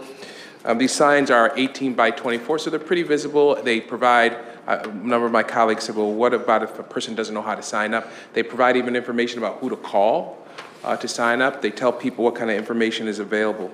If you have additional questions about the operation of this app or to get a sign, call Francine, at 262-8525. I did not do it today. I should have. I'm kicking myself in the butt for not doing it, but we have a wonderful staff team in this building, and they're always thinking about how to help other people. Last year, I think I was at 400 ties for students. I think just a few months ago, we collected, how many books was it for Houston? 1,500, give or take. And 3 or 4 years before that, 10,000 spoons for the people of Haiti. The tradition of giving continues in this district. A number of staff members said, well, why don't we went to number 9 school. And number 9 school has this great arrangement with Baden Street where they launder people's clothes. Just, sometimes kids and parents don't have the resources to do it, or they're distracted with other things. So Ms. Jackson and her staff, and the staff with Baden, they launder clothes right on the premises. So if you can think of it, this week, if you're coming into work, into the district central office, bring in a thing of Tide, or All, or softener. Drop it off. Where should you drop it off? At Francine's desk. She's on vacation. When she comes back, she'll be like, what? But just do that. It's a simple thing, a simple gesture. So I would ask that you think about that. And I know this is a time where we're all thinking about shopping, but while you're out shopping, and you're at Walmart or Kmart or wherever you go, pick up a thing of Tide for somebody. Bleach, pretty cheap. And it can make a huge difference in somebody's life. So I'd ask that you do that.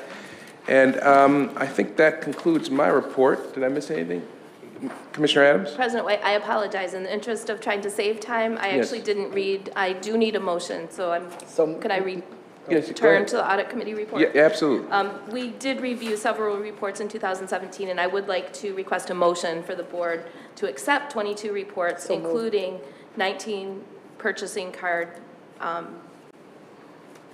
reports, including accounting, attendance, safety and security. I need to read them because we're accepting them, sorry. So safety and security, Edison, Wilson, IAT, Soda, School 3, 9, 19, 28, 29, 33, 39, 41, 43, 50, 54, and 48, as well as student activity fund reports for Integrated Arts, Wilson Magnet, and School 17. So moved. Been moved by Vice President Ellen, seconded by Commissioner Powell. Quick question though. Yep. All those school numbers you listed, those were student activity reports or school audits? The purchasing card reports. So we did very intensive, the first run were purchasing card, and then the last few were student activity reports. Any other questions? All those in favor say aye. Aye. Thank you.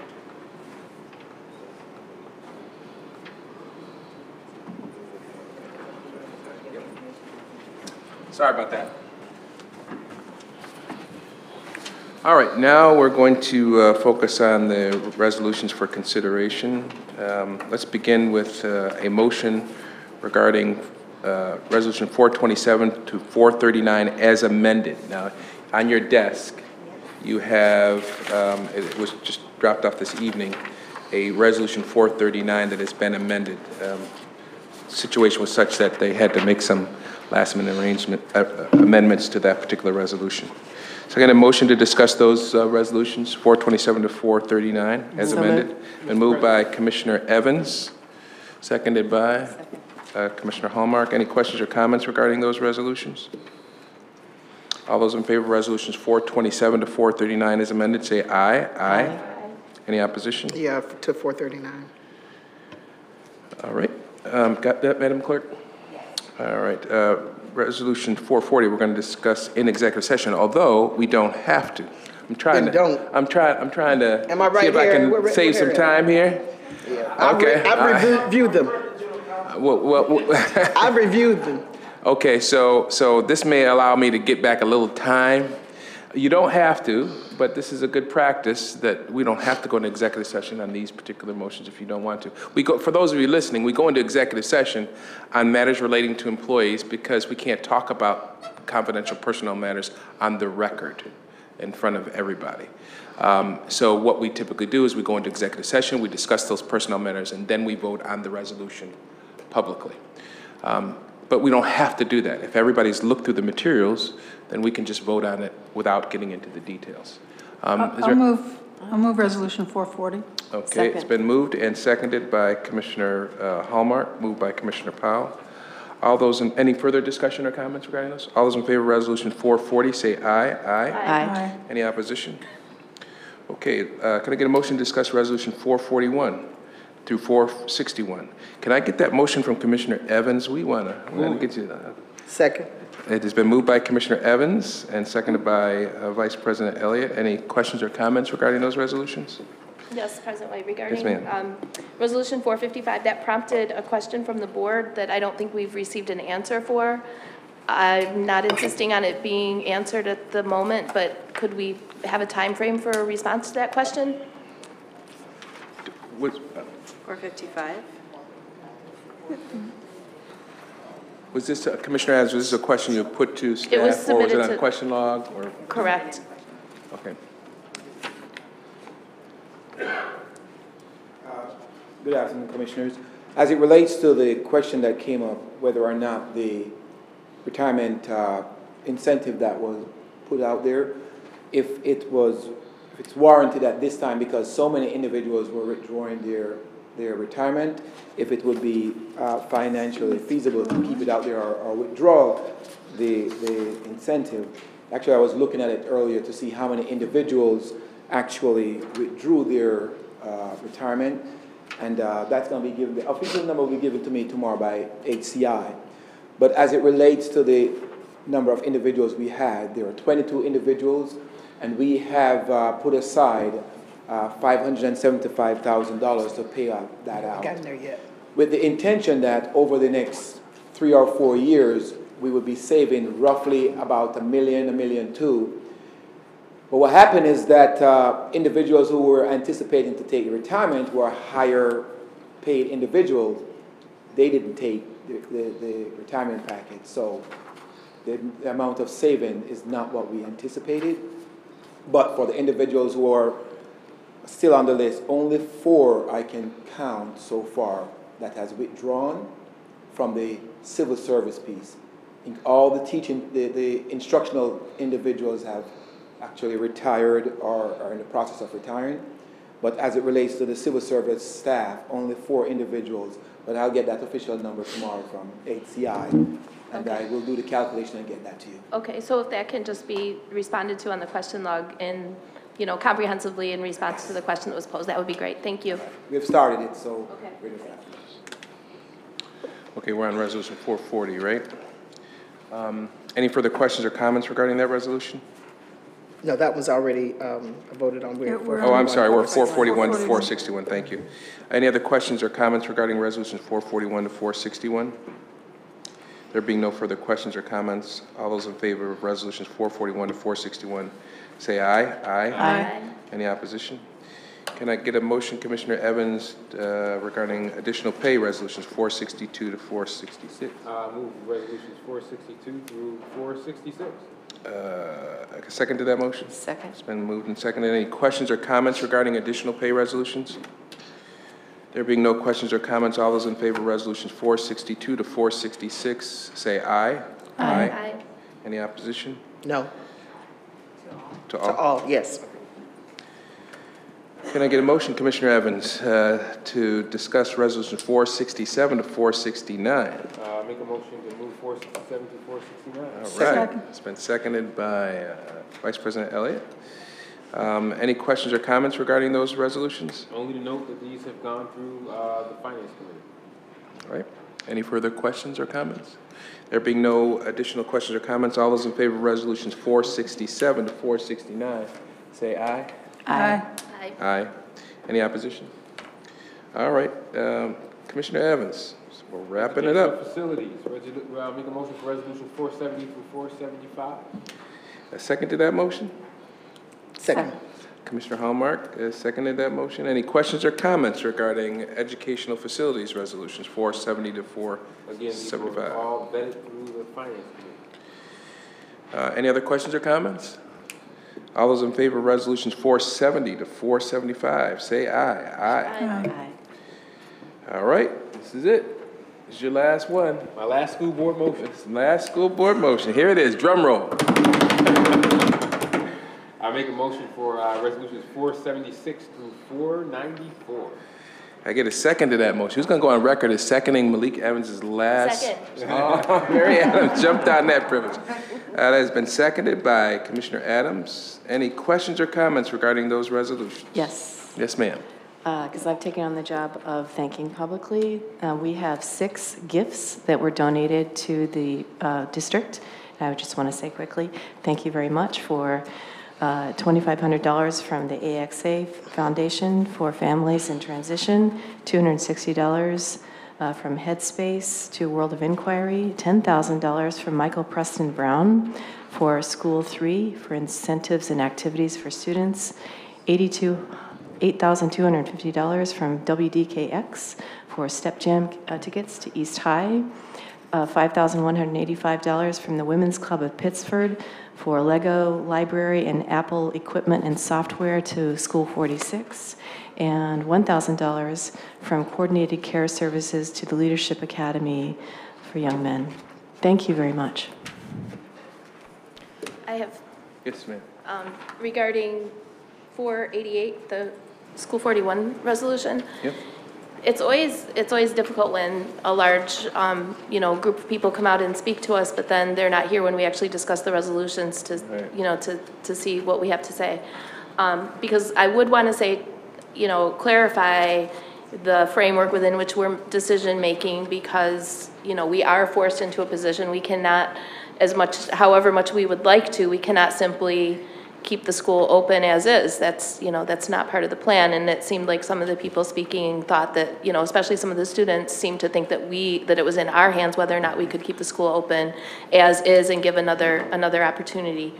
So I want to make sure that that's on the record. I also want to reiterate that our knowledge as a board of the superintendent's going to bat for the school prior to the decision that was made, and putting time, effort, intelligence, data into making the case for more time for the school to continue as requested by the students and staff.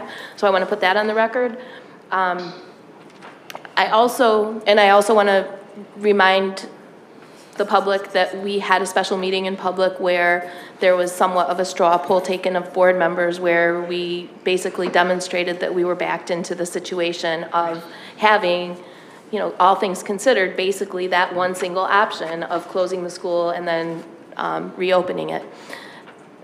There was also discussion, and I don't believe I was the only board member who expressed concern about the framework that was being revealed in terms of expensive administrative chief level positions being added, partnership organizations being engaged, and that kind of thing, which sounds an awful lot like receivership framework, which was concerning. An independent receiver type framework. In other words, spending a lot of resources and money on external people. And at the same time, we also expressed concern about the lack of input from the school community to that, at that important juncture in the decision-making process. So I want to make sure that that's all very clear, and I don't want anyone to get it twisted that this board has an opportunity to simply continue for another year, because that's not available to us.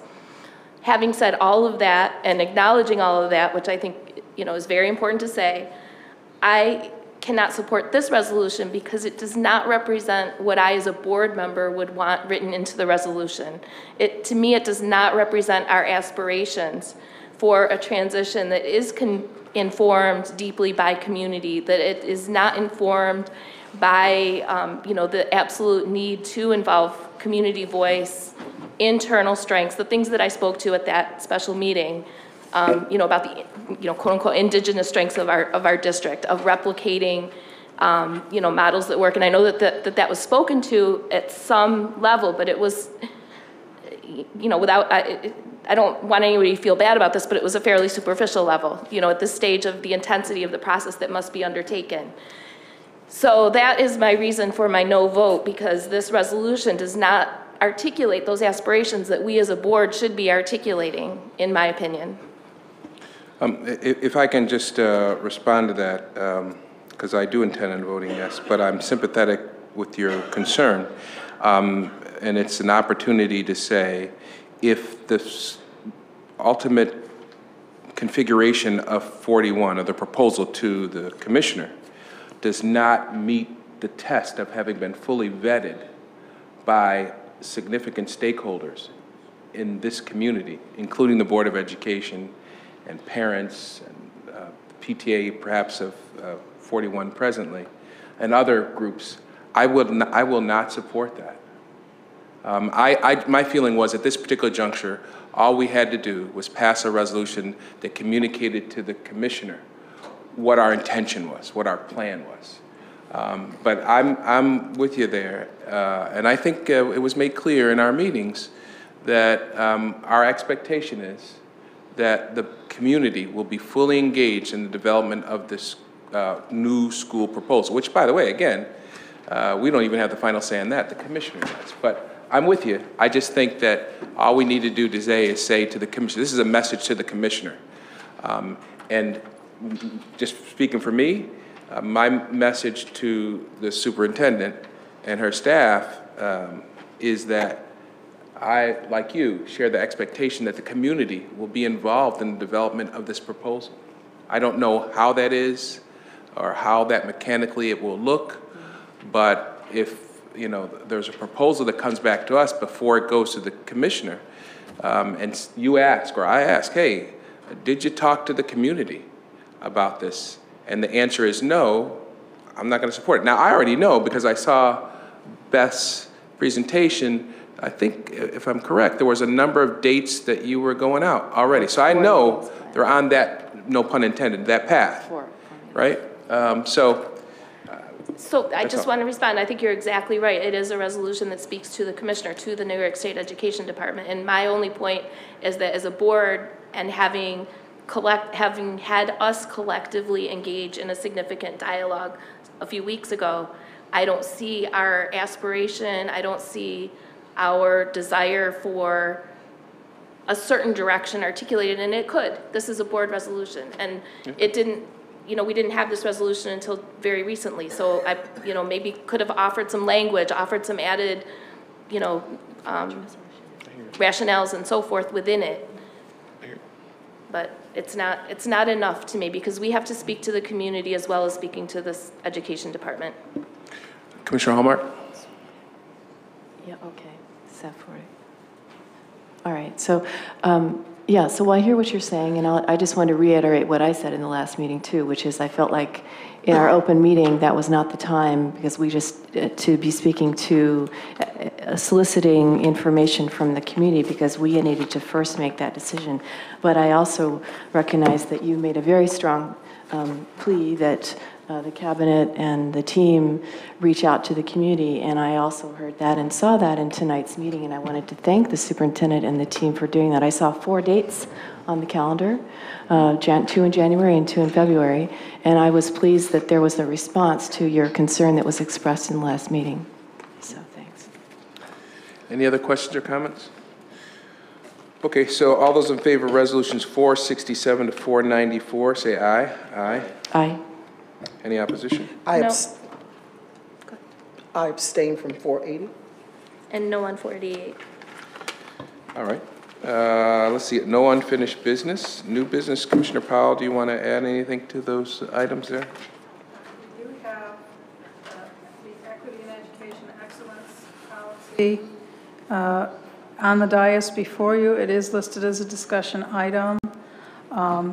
The proposed policy outlines methods for overcoming systemic barriers and strategies to be employed with each stakeholder group to promote inclusion and racial, ethnic, and cultural responsiveness, to the best that a policy can do that. If there's any need to make a statement on that, now is the time to do it. Anybody Mr. want to President, take? yeah. Yes. A couple of things. I do believe that we need to present this, since we have Dr. Joy DeGrew here. I would ask that we would ask for her input into this policy. I would also ask that we would present this to our community stakeholders. I know the BOA is working with the group, and I know that they did ask about this policy. I told them, and I said to Howard that it was specifically a racial policy, while it, and a large emphasis is race, but there are other discriminatory groups that are also listed. Where it says for all, I always have a problem with that word being too general, not specific. The reason being, it's been my experience that every time we say all, people of color always get marginalized. Can you point to a page, a paragraph? Well, it's bulleted. So if you look on the first page, you look on some of the other pages, all is bulleted. There are no bullets. We're talking about policy 201? Yeah, go down to the fourth paragraph under purpose. Fourth paragraph. Yep. And the second to the last line, all students. Oh, I see. And there's another place where it's both. Third paragraph, too. Okay, yeah. So when it gets watered down when we use the term all. And so I don't know how to fix that, but I think that we need to look at, it always gets, people of color always get marginalized when we're talking about the people of color.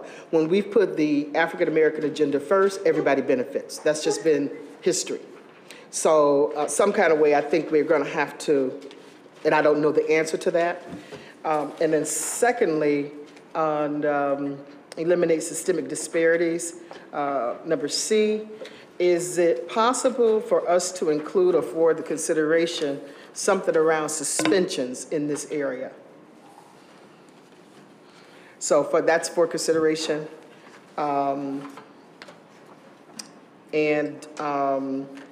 like to see under ensure systemic equity, C, where we have teaching and learning. We've got 4 and 6. Those are too general for me, at least. That was way past 5 minutes. I think in some way they need to be more specific to diversity. So, will this be discussed in the next, is it here for discussion right now? What's the process? It will not go back to policy? We're scheduled to vote on it next month. What we can do is review it in our next policy committee meeting. Take this feedback and, see how the committee responds. And then they may, offer an amendment to this, they may not. It's the prerogative of that committee as it's made up. Yeah, and I do think it is a very good step to help us to frame our work here in the district. But I'd like for it to be more specific around race. Commissioner Powell, I particularly like the idea of, I don't know if she would do it, Dr. Joy DeGruy could take a look at it. I don't know what the policy committee would think of that, or whether we have to go to the policy to do that, whether superintendent could just present it to her.